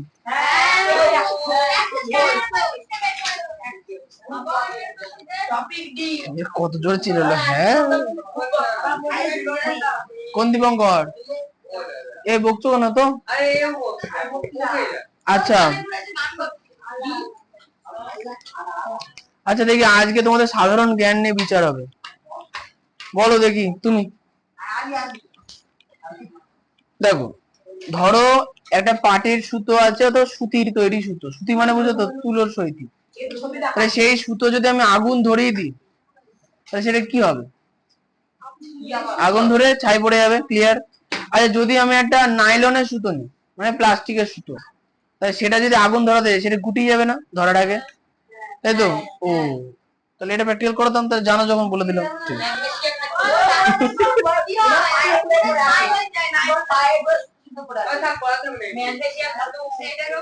আগুন দিয়ে করানোর জন্য দেখছি একটা ব্যবস্থা করবো। এটা একটাই ছিল, এটা বলে দিলাম। শোনো, আজকে পড়বো হচ্ছে সংশ্লেষিত যৌগ। সংশ্লেষ মানে কি? তৈরি করা। সংশ্লেষ মানে তৈরি করা, পরিবেশে তোমার প্রভাব। আচ্ছা দেখো, আমরা অনেক কিছু ব্যবহার করি, যেমন হচ্ছে জুতো, প্লাস্টিকের জুতো অনেকেই পরে, তাই না? 2 নম্বর হচ্ছে জার্সি, জার্সি কাপড়, ওই যে কেউ পরে আসেনি, হয়তো অনেকে পরে জার্সি, জলদার সময় সব থেকে বেশি বিক্রি হয়। তারপর হচ্ছে ফুটবল, ফুটবলের যে চামড়া। তারপর হচ্ছে মোজা, মোজা হচ্ছে নাইলন অথবা সুতির হয়। তাহলে এখন বিষয়টা হচ্ছে যে এই যে জিনিসগুলো আছে, এই সকল জিনিসগুলো ব্যবহার নিয়মিত ভাবে না, নিয়ন্ত্রিত ভাবে না করলে খুব সমস্যা। আচ্ছা এরপরে চলে আসে কয়েকটি সংশ্লেষিত পদার্থের নাম। বই বার করে, বই বার করে দেখে দেখে পড়বো। দেখো, দেখো 2 নাম্বার, দেখো লেখা আছে যে, আচ্ছা 1 দাগাও, 1 টিক মারো, এবার 2 টিক মারো। হ্যাঁ, দেখো লেখা আছে সংশ্লেষিত পদার্থের নাম হচ্ছে প্লাস্টিক। প্লাস্টিকের কি কি তৈরি হয়? সবকিছু তৈরি হয়, কি তৈরি হয় না? বলো একটা জিনিসের নাম বলো, ওই জিনিসের নাম বলো। কিটা কোন জিনিস না? একটা জিনিসের নাম কাঁচকলা, প্লাস্টিকের কাঁচকলা তৈরি হয়, ঠিক হয় না? খেলনা কাঁচকলা। এই তুমি বলো প্লাস্টিকের, বলো আর কি লাগবে বলো। প্লাস্টিকের বোতল। আচ্ছা ওসব বাদ দিয়ে দাও, ওসব বাদ। আমরা আশেপাশে যা কিছু দেখতে পাচ্ছি, যেমন আমরা দেখতে পাচ্ছি ব্যাগ, প্লাস্টিকের সুতোতে ব্যাগ তৈরি হয়। আচ্ছা আমার গলায় যে মাইক লাগানো আছে, তার কাঠামো প্লাস্টিক দিয়ে তৈরি করা। প্লাস্টিকের, হ্যাঁ আর্মও পাওয়া যায়, প্লাস্টিকের ঘড়ি, প্লাস্টিকের পেন, প্লাস্টিকের, হ্যাঁ না পিভিসি পড়ে, আগে প্লাস্টিকে আসে। আচ্ছা এখানে বলেছে কি বালতি, খেলনা, আচ্ছা ব্যাগ আর মগ ইত্যাদি তৈরি করা হয়। 2 নাম্বার হচ্ছে টেফলন। এই শোনো, নন স্টিকের প্যান কার কার বাড়িতে আছে? এরা হচ্ছে অসুস্থ প্রাণী। কেন বলে দিই, নন স্টিকের প্যানে, মানে নন স্টিকের প্যান ব্যবহার করার উদ্দেশ্য কি? তেল যাতে না দিতে হয়, তেল খাবো না, পরিষ্কার কথা, তাই তো? তাহলে এখন হচ্ছে নন স্টিক মানে কি? আর চিপকে যাবে না। যেমন তুমি যদি এটা স্টিলের অথবা লোহার অথবা অ্যালুমিনিয়ামের কড়াই বা তাওয়াতে যদি ডিম ভেঙে দাও তেল না দিয়ে, তাহলে কি হবে? ডিম আর তুলতে পারবো না, ও আটকে যাবে, বুঝতে পারলাম। কিন্তু প্রশ্ন হচ্ছে যদি তেল দেওয়া হয় তাহলে সেটা আটকায় না, হয়েছে? ওই জন্য আমরা তেল দিই। এবার তেল দিলে কি হয়ে যায়? শরীরে ফ্যাট বেড়ে যায়, তেলটা শরীরে আমার খেতেও হয়।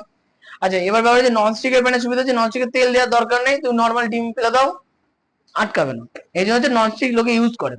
আচ্ছা অর্থাৎ তেলের ব্যবহার কমানোর জন্য, তাই তো? আচ্ছা এবার বিষয়টা হচ্ছে যে এই যে ব্যবহারটা বললেন যে তেলের ব্যবহার কমাবো নন স্টিক, কিন্তু নন স্টিকে দেখো যে কালো কালারের কোটিং দেয়, যে কোনো নন স্টিকের পাত্র দেখবা কালো কালারের একটা কোটিং দেওয়া থাকে। ওই কালো কালারের কোটিংটা হচ্ছে প্লাস্টিকের হয়, যার নাম হচ্ছে টেফলন।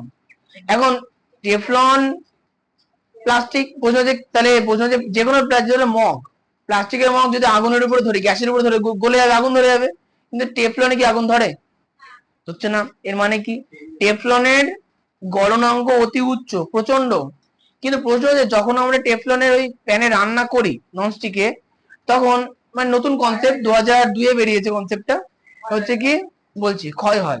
হয় কি ধীরে ধীরে হয় কি, ওই যে প্লাস্টিক ছিল তো, ধরো আমি ওর মধ্যে জল ফোটালাম, ধরো জল ফোটালাম, তো ভাবি কি ওই জলের মধ্যে সামান্য পরিমাণ কুচো কুচো প্লাস্টিক মিশে যাবে। এখন কুচো কুচো প্লাস্টিক মানে, মনে করো কুচো কুচো প্লাস্টিকের 1 কোটি খানা কণা নিলে হয়তো 1 গ্রাম হবে, বুঝতে পারলাম? তাহলে প্রশ্ন হচ্ছে তাহলে ওই যে টেফলনের কণা, প্লাস্টিকের কণা মিশে আছে, প্লাস্টিকের ছোট ছোট কণাকে বলে মাইক্রো প্লাস্টিক। কি বলা হয়?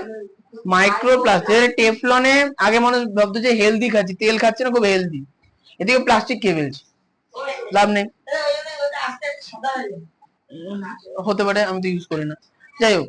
আচ্ছা, এরপরে 2 নম্বর হচ্ছে যে মাইক্রোপ্লাস্টিক কনসেপ্ট সিলেবাসে নেই, ওটা বাইরে বলি। দেখবো যে আগেকার দিনে হতো কি, মানুষ যখন প্লাস্টিক আবিষ্কার হয়নি, চা খেত কিসে, মাটির ভাঁড়ে। যারা রানাঘাট স্টেশনে তখন গেছো, তখন তো কোনো খুব ছোট ছিল, হ্যাঁ, দেখা দেখি মাটির ভাঁড়ে করে চা দিত। ছোটবেলায় যখন মা বাড়ি যেতাম, দেখতাম যে ওই লুচি তরকারি দেবে, লুচি দিত, লুচির সঙ্গে একটা ভাঁড়ে করে তরকারি দিত, ছোট একটা ভাঁড় ছিল, ওর মধ্যে তরকারি দিত, সব মাটি না, মাটি কাঁচা না তো, পুরানো লাগবে। হ্যাঁ, আগেকার দিনে থালা বাটি গুলো মোটামুটি বাটির এই মাটিরই হতো। এখন বলছো যে এর কিন্তু কোশ্চেন করার সময় না তোমার, আজ ওখানে তারাই চাপ মারো, ওর জন্য কারেন্ট গেল। আচ্ছা, চাপ দিয়েছো। তা সেই সময় হতো কি, মাটির ভাঁড়ে মানুষ খাবার দাবার খেত, দিয়ে ফেলে দিত। প্রবলেম হচ্ছে কি, মাটির এক একটা ভাঁড়ের দাম 1 টাকা পিস তো পড়তোই কম করে, চায়ের দাম তাহলে 6 টাকা পিস। এবার শোনো, মানুষের চাইছিল যে দাম বেশি হয়ে যায়, এই জন্য প্লাস্টিকের কাপ এলো, সে কচমচে প্লাস্টিক, সাদা কালারের একদম, ওটা আগে খুব ইউজ হতো, কচমচে প্লাস্টিক আর কি, এই মুড়লে কেমন একটা দুমড়ে মুচড়ে ভেঙে যেত। আচ্ছা, ওটা ওই বৈশিষ্ট্যের জন্য সরকার প্লাস্টিক ব্যান করে দিল। তারপরে চলে এলো কি, কাগজের। কিন্তু প্রশ্ন হচ্ছে, আমি ভাবছি যে কাগজের মধ্যে তুমি নর্মাল জল ঢালো, ফিল্টার পেপারের মতো হবে, কি হবে, এক সাইডে জল শোষণ করে পেছন সাইডে বের করে দেবে। কিন্তু দেখবা প্লাস্টিকের এই কাগজের যে কাপ গুলো বাজারে এখনো পাওয়া যায়, সেই কাপে জল ঢালে বাইরে বেরোয় না, এখন রেখে দিলে বেরোবে না, অনেকদিন রেখে দিলে বেরোবে না। কিন্তু প্রশ্ন হচ্ছে হলো কি করে, কাগজই থাকে, ভুল কিছু নেই, বাইরের লেয়ারে কাগজই থাকে, কিন্তু ভেতরের লেয়ারে পাতলা কোটিং প্লাস্টিকে দেওয়া থাকে। বাজারে দেখবা কাগজের থালা পাওয়া যায়, দেখবা যে থালাগুলো পাতলা হয়, মোটা থালাগুলো না, পাতলা থালাগুলোর উপরে দেখবা কাগজ প্লাস্টিকের একটা কোটিং দেওয়া থাকে। জল দিলে উঠে আছে, বা দেখবেন অনেকে খাওয়া দাওয়ার পরে ফেলে দেয়, তারপরে ওই মাটিতে কি হয়েছে, কাগজ তো মিশে যায়, দেখা যায় কি প্লাস্টিকটা পড়ে আছে, হয়ে গেল কাগজ। যেমন তোমাদের আমি শিক্ষক দিবসে যে প্লেটে খাবার দিলাম, সেই প্লেটে কিন্তু প্লাস্টিক ছিল না, সেই না না প্লাস্টিক তো ছিল না, ওই জন্য দেখবে জল দিলে কেমন একটা হয়ে যাচ্ছিল, তাই না? আচ্ছা, ওটা একটা মোটা থালা, ওই জন্য ওখানে প্লাস্টিক দেওয়া নেই, পাতলা থালা হলে প্লাস্টিক দেওয়া থাকতো। আচ্ছা, হ্যাঁ, ওই খবরের কাগজ দিলাম যাতে ছড়ায় না ছড়ায়, অনেকগুলো তো সামলাতে হবে, বেশি সাদা লাগছে, এখন দেখো ঠিক হয়ে যাবে। যাই হোক, তাহলে প্রথমে টেফলন তাহলে কোথায় ইউজ করা হয়, টেফলন হচ্ছে নন স্টিকের প্যান বা নন স্টিকের বাসনপত্র তৈরি করতে। 2 নম্বর হচ্ছে গ্যাসকেট ভালভ আর তৈরিদের কুপড়ে। আচ্ছা, গ্যাসকেট কি জিনিস, গ্যাসকেট কিন্তু আজকের দিনে সব জায়গাতে ব্যবহার করা হয়, মোবাইলে ব্যবহার করা হয়, কম্পিউটারে ব্যবহার করা হয়। গ্যাসকেটের বেসিক জিনিস শোনো, দেখবে যে প্রেসার কুকার, প্রেসার কুকারে যে ঢাকনার সঙ্গে দেখবে কালো কালারের ফিতে মতো লাগানো থাকে। তা আমি একটু কি বললাম, টেফলনের বৈশিষ্ট্য কি, উচ্চ গলনাঙ্ক, মানে প্রচন্ড তাপেও গলে না। তাহলে গ্যাসকেটের ওখানে যদি লাগিয়ে, তাহলে গ্যাসকেট মানে রাবারের যে ফিতে মতো থাকে, ওটা কি করে দেয়, ওটা কি করে, যখন ওটা আটকে দিই, রাবার একটু প্রেসারে চেপটে যায়, ফলে কি হয়, তলাতে গ্যাস আর ওইখান থেকে বেরোতে পারে না, লিকেজ হয় না। এখন প্রশ্ন হচ্ছে যে তাহলে গ্যাসকেট আর কোথায় কোথায় ব্যবহার করা হয়। যত রাজ্যের ডিভাইস, ইলেকট্রনিক্স ডিভাইসে বলেছে না কি, জলের মধ্যে পড়লে কিছু হয় না, ওখানে কিছু না, গ্যাসকেট বসানো হয়। এবার গ্যাসকেট কি কি দিয়ে তৈরি হয়, টেফলন। গ্যাসকেট আমি কি জিনিস 3 বার বলেছি এখন। তুমি কোন বিষয়ে মোহমায় পড়েছিলে, প্রেসার কুকার দেখেছো, প্রেসার কুকার তুমি লিখে দাও, লিখে দাও, লিখে লিখে দাও, লিখে, এই যে প্রেসার কুকার দেখেছো, প্রেসার কুকারের ঢাকনা দেখেছো, আচ্ছা, ঢাকনায় দেখবে যেটা ফিতে লাগানো থাকে কালো কালারে গোল, ওটা হচ্ছে গ্যাসকেট। ওর কাজ হচ্ছে কি, যখন আটকে দেবো, ভেতরে গ্যাস যেন বাইরে না আসে, বাইরের গ্যাস যেন ভেতরে না আসে, গ্যাসকেট, গ্যাস আটকে দেয়। ওটা অত বড় না, নির্দিষ্ট স্ট্রাকচারের হয়, যেহেতু প্রেসার কুকার, কোনো প্রেসার কুকার বড় মুখ আলা হয়, তাহলে বড় মুখ আলা বড় গ্যাসকেট, ছোট মুখ থাকলে ছোট গ্যাসকেট। তুমি পরে কথা বলবা। এবার চলে যে পিভিসি, পিভিসির বাংলা পলি ভিনাইল ক্লোরাইড। আচ্ছা, তাহলে পিভিসির কাজ হচ্ছে যে বর্ষাতি, দেখবা যে অনেক সময় যে ছাতি হয় না, ছাতির যে কাপড়, সেই কাপড়ের যে সুতো, তার মধ্যে হালকা হালকা করে পিভিসি মেশানো হয়। 2 নাম্বার গামবুট, গামবুট মানে দেখো বড় সাইজের বুট হয় রাবারের, ঠিক আছে,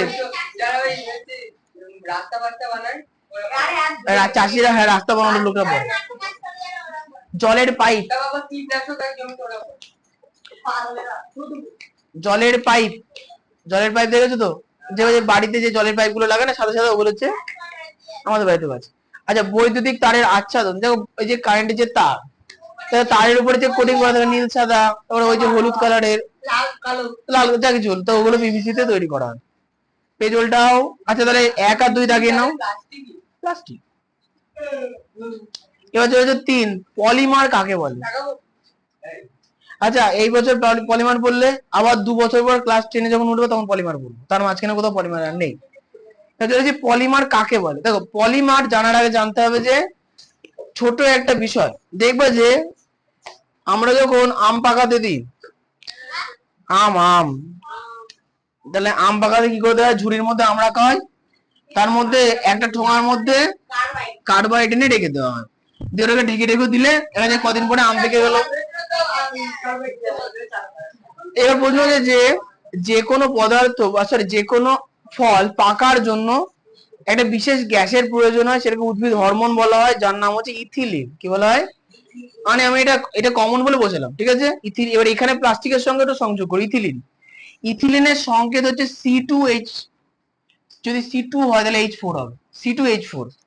ইথিলিনের সংকেত কি? C2H4। ইথিলিন তাহলে একটা গ্যাস, ইথিলিন একটা গ্যাস হলো। এই গ্যাসকে একটা কন্টেনারে ভরে 2000 থেকে 3000 বায়ুমণ্ডলীয় চাপ, মানে প্রচুর প্রেসারে রেখে যদি সেটাকে উত্তপ্ত করা হয় 500 ডিগ্রি সেলসিয়াসে, তাহলে এর যে অণুগুলো আছে পরস্পর মিলে যায়। কি হয়ে যায়? পরস্পর মিলে যায়, মিশে গিয়ে একটা প্লাস্টিক তৈরি করে। তাহলে প্রশ্ন হচ্ছে, তাহলে এটা কি বললাম? ইথিলিন। কি বললাম এটাকে? ইথিলিন। তাহলে ইথিলিন থেকে কি করলাম আমরা? ইথিলিনের প্লাস্টিক বানালাম, সেটাকে বলা হয় কি? পলিমার। তাহলে ইথিলিন পলিমার বানালাম, তাহলে ইথিলিনের নামের আগে কি জুড়বে? পলি। এখন ক্লাস 4 তো সন্ধি বিচ্ছেদ তোমরা পড়েছিল না, যে পলি যোগ ইথিলিন, তাহলে পলি ই আর এই হস্যই, এই হস্যি মিলে গিয়ে কি হবে? হস্যি হবে, তৈরি হবে পলিথিলিন। সন্ধি বিচ্ছেদ মানে তো ছাড়িয়ে ফেলে, এই দুটো কি একটা বলা হয় জন্য, ঠিক আছে। সন্ধি, হ্যাঁ সন্ধি, বিচ্ছেদ না সন্ধি, ঠিক। তাহলে পলিথিলিন, তাহলে হ্যাঁ ঠিক আছে। তাহলে ইথিলিন ছিল C2H4, তৈরি হলো পলিথিলিন। কিন্তু প্রশ্ন হচ্ছে কটা অণু একসঙ্গে মিলে গেল, কটা অণু একসঙ্গে মিলল? এর সংখ্যা নির্দিষ্ট থাকে না, এর সংখ্যা নির্দিষ্ট থাকে না। একটা অণুর পাশে আরেকটা অণু বসে, তাহলে এই অণুটার পাশে আরেকটা অণু মানে কি? C2H4, আবার পাশে আরেকটা C2H4। এইভাবে মোটামুটি অনেক অণু পাশাপাশি সব জুড়ে যায়, জুড়ে গিয়ে একটা দীর্ঘ অণু তৈরি করে, বৃহৎ জটিল অণু তৈরি করে, সেটাকে আমরা কি বলি? পলিমার। এখানে ইথিলিনের হলে কোশ্চেন পরে হবে, এখানে ইথিলিনের পলিমার বানানো, তাহলে হলো কি? পলিথিলিন। আচ্ছা, এখন তাহলে সংকেত কি হবে? C2H4। কটা জুড়েছে আমি কি জানি? অনেক জুড়েছে, অনেক জুড়লে আমরা এন দিয়ে প্রকাশ করি, মনে করলাম এন খানা জুড়েছে, হয়েছে। তুমি বলো কোশ্চেন।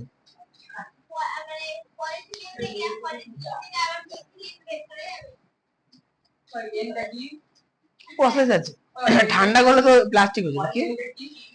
কি বলো? এনটা হচ্ছে সংখ্যা, কতগুলো অণু, কতগুলো ইথিলিনের অণু জুড়ে পলিথিলিন তৈরি হলো, সংখ্যা নির্দিষ্ট নেই। বইতে এন ধরেছে, এন ধরলাম। কি প্লাস্টিক? এটা মাখনকে গরম করলে তো তরল তরল হয়ে যায়, আর ঠান্ডা করলে শক্ত শক্ত হয়ে যায়, তাই তো? কোশ্চেন করাটাই কেমন বেকার হয়ে গেল, তাই না? আরে এবার শোনো, পলিমার কাকে বলে? দেখো লেখা আছে বইতে, বলছে কি অনেক ছোট ছোট যৌগ অণু জুড়ে যে বৃহৎ শৃঙ্খল যৌগ তৈরি করে তার নাম হচ্ছে পলিমার। আচ্ছা, তাহলে কথা হচ্ছে যে যদি একটা পলিথিলিনের পাই, মানে পলিথিলিনের প্যাকেট দেখেছো তো, ওই বাজারে গেলে যে প্যাকেট দিতে সাদা কালারের ভরে, আমরা বলি প্লাস্টিক, অনেকে বলে চীন কাগজ, অনেকে বলে আমেরিকা কাগজ, যাই হোক চিলিমিলি, হয়তো অনেক নাম আছে, বৃহৎ নাম, ওগুলো সব পলিথিলিন। তাহলে প্রশ্ন হচ্ছে যে এই শোনো, তাহলে আমরা পলি জি উচ্চ করে পলি অনেকে বলে পলি দাও, পলিকে দিয়ে দিল। আচ্ছা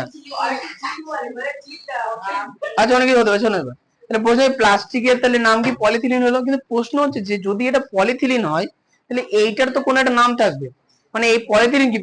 পলিথিলিন হচ্ছে পলিমার, পলিথিলিন হচ্ছে পলিমার। আচ্ছা, পলি মানে কি? অনেক, পলি মানে অনেক। তাহলে ইথিলিন তো প্রাথমিকভাবে একা ছিল, একা খুঁজেছিল, কিন্তু ওকে উচ্চচাপে উত্তপ্ত করে দিলাম, ও জুড়ে গেল, দিয়ে পলিমার তৈরি করলো। পলি মানে কি?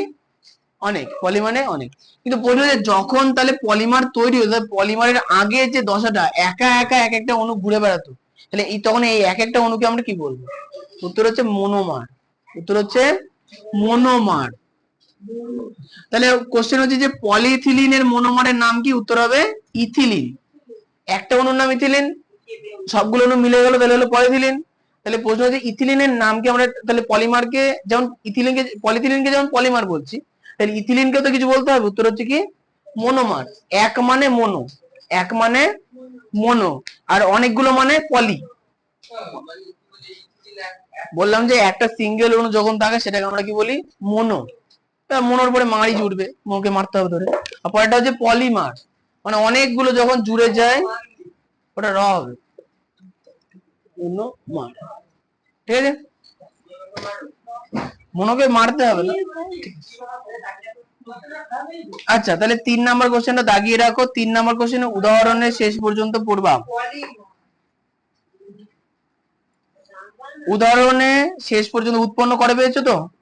উদাহরণে দেখো লেখা আছে ইথিলিনের বহু সংখ্যক অণু পরস্পর যুক্ত হয়ে পলিথিলিন বা পলিথিন উৎপন্ন করে। হয়েছে, ওইটুকুনি বলবো, ওর বেশি পড়বো না। এবার চলে আসি যে 6, পার্থ লেখো থার্মোসেটিং প্লাস্টিক আর থার্মোপ্লাস্টিক আর থার্মোসেটিং প্লাস্টিক। আচ্ছা, থার্মো কথার অর্থ কি? থার্মো কথা আগে কোথায় শুনেছো? বাগানে। থার্মো, থার্মো কথার অর্থ হচ্ছে তাপ। থার্মো কথার অর্থ কি? তাপ। এবার শোনো, প্লাস্টিক কত ধরনের বলেছে? 2 ধরনের, থার্মোপ্লাস্টিক আর থার্মোসেটিং প্লাস্টিক হলো। তা থার্মো প্রথমত কাকে বলে? বলছে কি তাপ প্রয়োগে আকৃতি বদলানো যায়, বাঁকানো যায় বা গলানো যায়, এদের বলে কি? থার্মোপ্লাস্টিক। যেমন পেন, এই যে পেন, পেনকে তাপ প্রয়োগ করে গলিয়ে নাও, বেঁকে গেল, ঝামেলা নেই।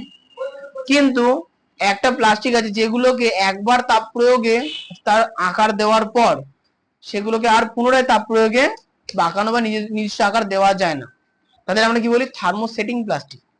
থার্মোপ্লাস্টিক মানে যাদেরকে তাপ প্রয়োগ করে পুনরায় আকৃতি দেওয়া সম্ভব, তাপ প্রয়োগে সেট করে নেবো নিজের মতো, তাহলে হচ্ছে থার্মোপ্লাস্টিক। আর থার্মোসেটিং মানে সেটিং করাই আছে, আর সেটিং করা যাবে না, তাহলে আমরা কি বলবো? Thermosetting plastic. আচ্ছা, থার্মোপ্লাস্টিকের উদাহরণ তাহলে কি হতে পারে? একটা পিভিসি হতে পারে, প্লাস্টিকের পাইপ দেখো গরম করে একটা পাইপের মধ্যে একটা পাইপ ঢুকিয়ে দেয়, আকৃতি পরিবর্তন হচ্ছে তো। কিন্তু থার্মোসেটিং উদাহরণ হচ্ছে কি? আমাদের সুইচ বোর্ড।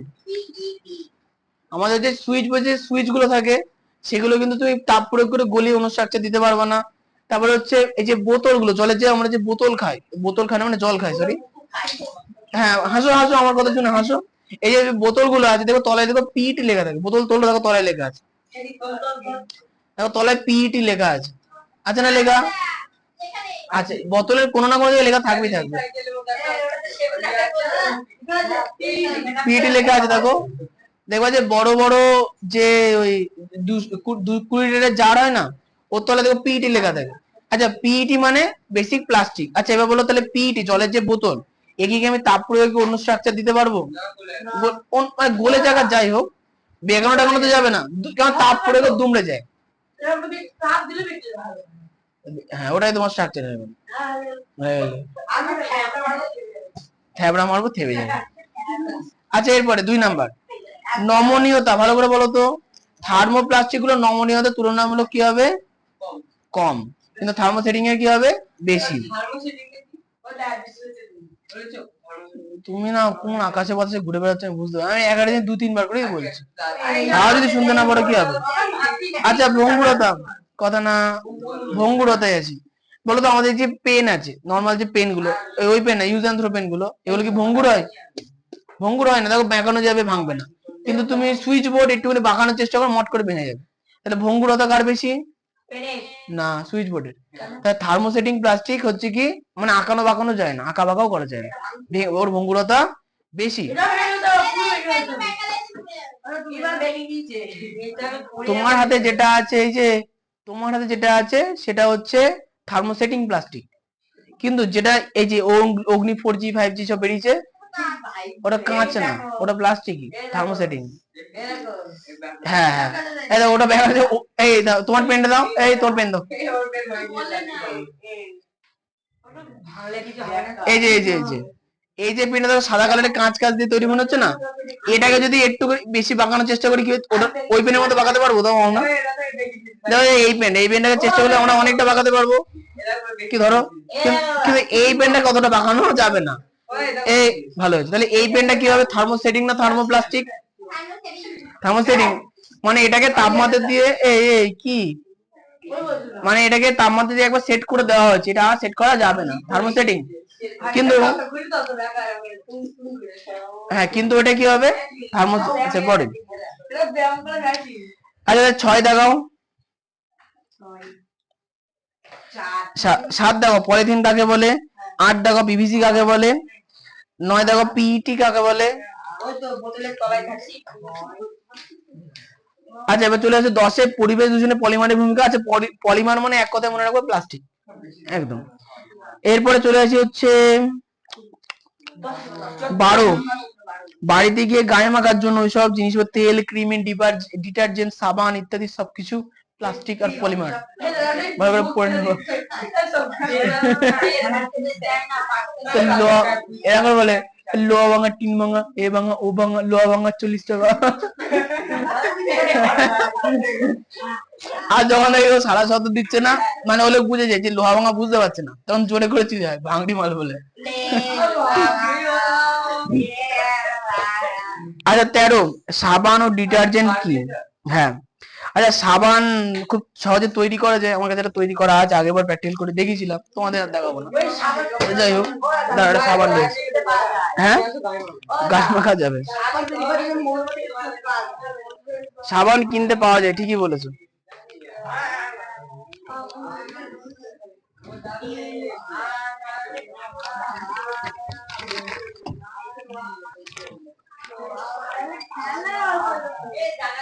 এ বাবা জলে গলে গিয়েছে।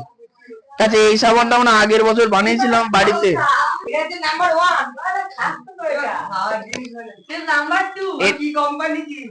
এটা শিক্ষাসঙ্গী কোম্পানির সাবান। এই সাবানটা আগের বছর আমরা বানিয়েছিলাম। হ্যাঁ, এটা গলে গলে গেছে, হাতে লেগে যাবে। গন্ধ টন্ধ কিছু দেওয়া নেই, এসেন্স দেওয়া নেই। আচ্ছা সাবান বাড়িতেই বানানো যায়, আগেকার দিনও বানাতো, গায়ে মাখা যাবে, মানে হাত ধোয়া গায়ে মাখা, মুখে মাখা যাবে না, কারণ এটা কি বলতো সেভাবে নিয়ন্ত্রিত ভাবে তৈরি করা হয় তো, মানে যথেষ্ট মেনটেন করে তৈরি করা হবে, হাত ধোয়ার কাজে ইউজ করা যাবে। না না, আগের বছর আমি সাবান তৈরি করে দেখিয়েছিলাম। শোনো ব্যাপারটা হচ্ছে যে সাবান কি জিনিস, এই সাবানটা তৈরি করা হচ্ছে দুটো জিনিস দিয়ে, একটা হচ্ছে কস্টিক সোডা, এই যে সলিউশনটা আগের বছরে বানিয়েছিলাম, এই যে এই সলিউশন লাগবে, আর এই সলিউশনটা কিন্তু নির্দিষ্ট মাত্রায় তৈরি করা, মানে নির্দিষ্ট পরিমাণ কস্টিক সোডার মধ্যে নির্দিষ্ট পরিমাণ জল দিয়ে মেপে চুপে করা একদম দাড়ি পাল্লায়। আচ্ছা 2 নম্বর হচ্ছে আরেকটা জিনিস হচ্ছে পাম তেল, ঠিক আছে, পাম তেল আর কস্টিক সোডা এই যদি নির্দিষ্ট মাত্রায় মাপানো মানে মেশানো যায়, তাহলে তৈরি কি হবে, সাবান। আচ্ছা এক্ষেত্রে কোনো এক্ষেত্রে তাপের প্রয়োজনীয়তা নেই, ঠান্ডা পদ্ধতিতে হয়ে যায়। হ্যাঁ হ্যাঁ, না অন্য তেল দিয়ে, তুই যে কোনো তেল দিয়ে, নারকেল তেল দিয়েও করতে পারো, এটা অনেক টাইম লাগে।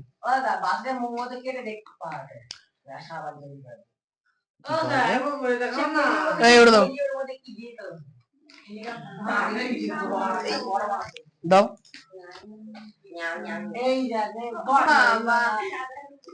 ভালো তো প্রণাম করতে হবে তো। আচ্ছা এবার শোনো, এই কথা না বলছে যে সাবান কি জিনিস, ভালো করে শুনবা। সাবান আমি একটু আগে বললাম কি সাবান কি দিয়ে তৈরি করা হয়েছে, পাম তেল আর কস্টিক সোডা। আচ্ছা পাম তেল মানে কি, পামিটিক অ্যাসিড, পাম তেল মানে ভালো করে বুঝো, পাম তেল নাম কেন বলেন, নামকরণের পিছনে কিছু গল্প তো আছে। ফালতু না, এত ফালতু বকবো না, খুব ফালতু বকো তুমি, মোস্ট ফালতু তুমিই বকো, আর কেউ বকে না।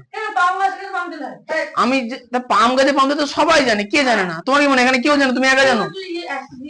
তা আমি বিজ্ঞান পড়াচ্ছি, আমি বাংলা পড়াচ্ছি, তোমাকে পাম গাছ থেকে পাম তেল পাওয়া যায়, তোমাকে বলবো এটা?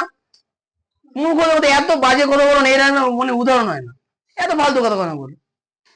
আরে আমি তো সবাই তো জানি পাম গাছ থেকে পাম তেল পাচ্ছি, কে জানে না? তুমি বলো, এখানে জিজ্ঞাসা করো না কে জানে না। শোনো আবার তর্ক চালু করে দিয়েছে, আজব কথা। উত্তর তোমাকে বলতে বলা হয়নি, যেটা সবাই জানে সেটা আর কোশ্চেন করার টাইমে কোশ্চেন করবো, ফালতু বলতে তো কে বকে।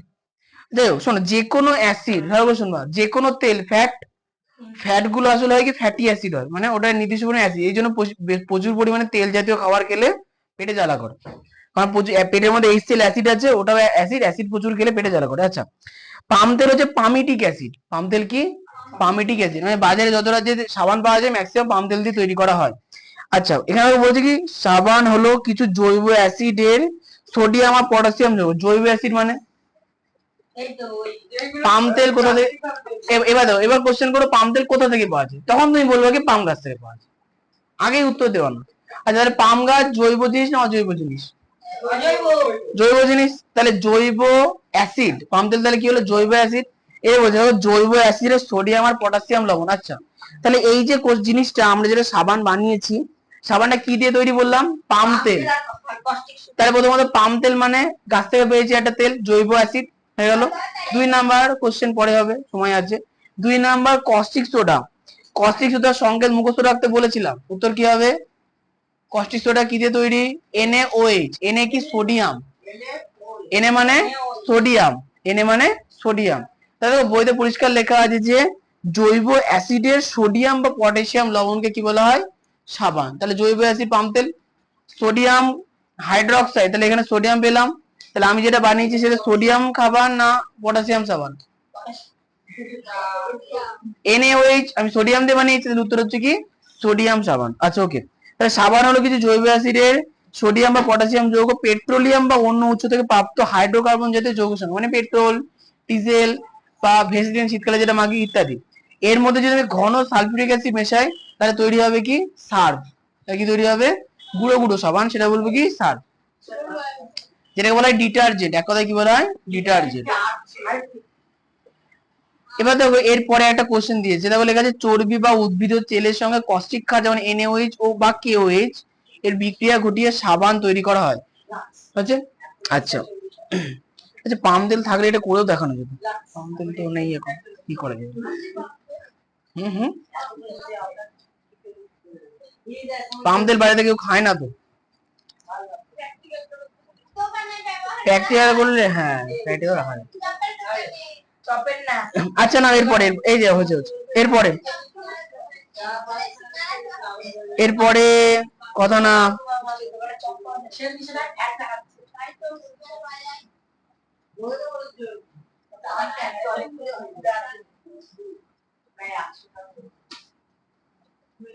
আচ্ছা 16 সাবান আর ডিটারজেন্টের মধ্যে পার্থক্য বলো তো, পরিষ্কার করার ক্ষমতা কার বেশি হবে, সাবান আর ডিটারজেন্টের? ডিটারজেন্টের। আচ্ছা ঠিক আছে, হ্যাঁ বলো, কারণ বলার দরকার নেই, আমরা সেটা দেখেছি, নাহলে জামা প্যান্ট আমরা সাবান দিয়ে কাচতাম, ঠিক। আচ্ছা 17 সাবান না ডিটারজেন্ট কোনটিতে জামা কাপড় বেশি ভালো পরিষ্কার হয়, উত্তর কি হবে? আচ্ছা এখানে ডিটারজেন্টই পরিষ্কার হয়, কেন পড়তে হবে না, বড় লাইনটা পড়তে হবে, ফার্স্ট লাইনটা শুধু পড়বো। স্বর্ণদ্বীপের, আচ্ছা স্বর্ণদ্বীপের বই আমি দেখাচ্ছি, আচ্ছা ঠিক আছে। আরে না গো, কটা কোশ্চেন হলো? 20টা হয়েছে, হয় না এখন 20টা? আচ্ছা এরপরে 18 18 তো সবকটাই পড়তে হবে। এবার চলেছি 19 সার কি? আচ্ছা বলো সার কত প্রকার? ওর মাত্রা ও কিন্তু বুঝতে পারছে সার মানে কি, কিন্তু ও এখন মুখে কি বলবে? সার মানে যার দুটো সিং আছে। এই দেখো ধরে ফেললাম, এখন জৈব সার হয়ে গেল। হ্যাঁ জানি তখন বিকৃত মস্তিষ্ক।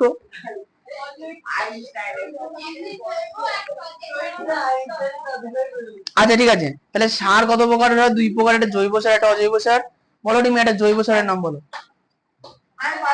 তোমার বাড়িতেই আছে। আমার সামনে তো ছাগল বসে আছে,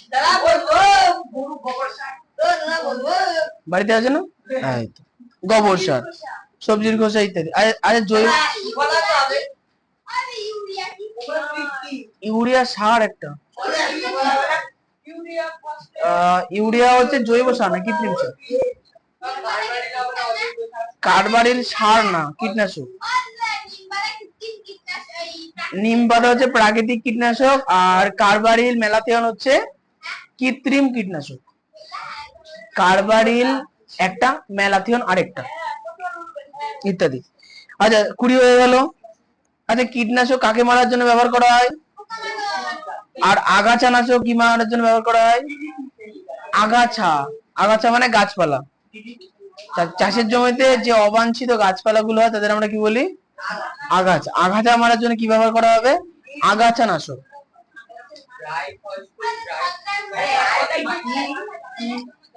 এত বকছি তুমি খাতায় লিখে দাও, খাতায় লিখে দাও, লেখো, খাতায় লেখো কত কোশ্চেন আছে। আচ্ছা এবার বলে 21 ইউরিয়া কেমন সার হবে? উত্তর ইউরিয়া বাজারে বস্তাবন্দি করে আমরা কিনে আনি, সাদা কালারের হয়, তাহলে চিনির মতো অনেকটা। উত্তর কি হবে? কৃত্রিম সার, অজৈব সার। কি তাই থাকে? হ্যাঁ মুড়িতে ইউরিয়া হবে। বাজারে যখন মুড়ি তৈরি করা হয়, মুড়ি ইউরিয়া জল দেয়, ইউরিয়া মেশায় না, মুড়ি নরম হবে। মানে মুড়ি তৈরি করার পরে না, মুড়ি তো চাল থেকে হয়। এবার চাল প্রথমত জলের মধ্যে 1 ঘন্টা ভিজাতে হয়। এখন আগে মানুষ নুন দিয়ে ভেজাতো, এখন দেখছি নুন দিয়ে ভেজালে হয় কি মুড়ির সাইজটা বড় হয় আর মুচমুচে হয় হয়ে যাওয়ার পর। কিন্তু ইউরিয়া মিশালে একটু ফলাফল ভালো পাওয়া যায়। এখন প্রবলেম কি বলতো মানুষের মধ্যে, আমাদের এখানে খাতা কলমে শিক্ষিত মানুষ হচ্ছে 10%, সরি খাতা কলমে 90% মানুষ শিক্ষিত, আর বাস্তবে রাস্তায় বেরোলে 10% মানুষ মানে 90% অশিক্ষিত, 10% শিক্ষিত। এখন প্রবলেম হচ্ছে বাজারে মনে করে দুটো প্যাকেটে মুড়ি রাখা আছে সেম দামে, দাম বেশি করলে তো কেউ কিনবে না। একটাতে একটু লালচে লালচে কালারের মুড়ি, আর একটাতে পুরো সাদা ধবধবে বড় বড় আকারের মুড়ি, তুমি কোনটা খাবা? তুমি অবশ্যই বড় সাদাটা মুচমুচিটা কিনবা, তুমি কেন ছোটটা কিনবো? প্রবলেম হচ্ছে এইখানে, এই মুচমুচে তৈরি করতে গিয়ে ইউরি দিতে হবে। ঠিক আছে, আমি একদিন প্র্যাকটিক্যাল নিজে ভিডিও রেকর্ড করছিলাম যে মুড়ির মধ্যে ইউরিয়া আছে কিনা ব্র্যান্ডের নাম সমেত ক্লিয়ার। আমি ভিডিও করার পরে পেয়ে গেলাম যে একদম ব্র্যান্ডের নাম বলা যাবে না, ইউরিয়া আছে। প্র্যাকটিক্যাল করার পরে ওই ভিডিও আমি পাবলিশ করি। ওটা ওই দেখবো যে মাঝখানে শর্ট ছাড়ছিলাম না, না চ্যানেল ব্যান হয়ে কিছু না, ওই শুধু শুধু কেস কামারের মধ্যে পড়া আমার ইচ্ছা নেই, সামান্য ওইটুকুনির জন্য করে লাভ নেই। যারা দেখবা ফুড রিভিউ করে, মানে দেখবা যে কিছু কিছু চ্যানেল আছে তাদের উপরে মিনিমাম 4-5টা করে কেস ঝুলছে, বড় বড় যে কোম্পানি আছে প্রক্টর এন্ড গ্যাম্বল, নেসলে, যত কিছু আছে একটা করে কেস ঠুকে রেখেছে, সুতরাং ওর ক্ষমতা আছে, ও পারছে। আমার উপরে ঠুকে দিলে আমি বেকার নষ্ট হয়ে যাবো, দরকার নেই আমার। আচ্ছা এবার চলে আসে এর পরেরটা। হ্যাঁ হ্যাঁ তুমি তো সোনার চাঁদ একদম। 25 নাম্বার কোশ্চেন দেখাও। আচ্ছা 20, 21, তারপরে 25। আচ্ছা মাঝখানে 22টা লাগে না, জমিতে অতিরিক্ত রাসায়নিক সার প্রয়োগ করলে কি হবে? 25 পর্যন্ত, 25, 21 পরে 22, তারপরে 25। আচ্ছা জমিতে যদি অতিরিক্ত কীটনাশক দিই, জমিতে যদি অতিরিক্ত রাসায়নিক সার দেওয়া হয় তাহলে প্রবলেম কি হবে? জমির উর্বরতা কমে যাবে। হ্যাঁ হ্যাঁ হ্যাঁ। আচ্ছা এই জিনিসটা হচ্ছে এই বাজারে দেখবো ওই যে গড়াই ফার্টিলাইজার আছে না, ওখানে নিয়ে চলে যাও, ওখান থেকে বলে দেবে। আমার নামটা এই মুহূর্তে মনে পড়ছে না, একটা নাম সি দিয়ে একটা নাম আছে। আচ্ছা ছত্রাক নাশক। এর কোম্পানির নাম আছে তো, শুনে আসবে। তোমার তুমি এক র্যান্ডমলি যদি 10খানা কোশ্চেন করে ফেলো আমাকে, তোমাকে তো বকতে হবে আমাকে। যে কোশ্চেন তোমার একটা নিজের মনে হচ্ছে, ও হ্যাঁ দীপিকা আর ইয়ে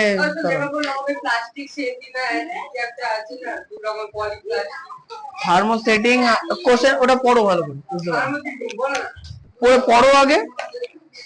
ওই দীপিকা চলে গেল না, দাঁড়িয়েছে।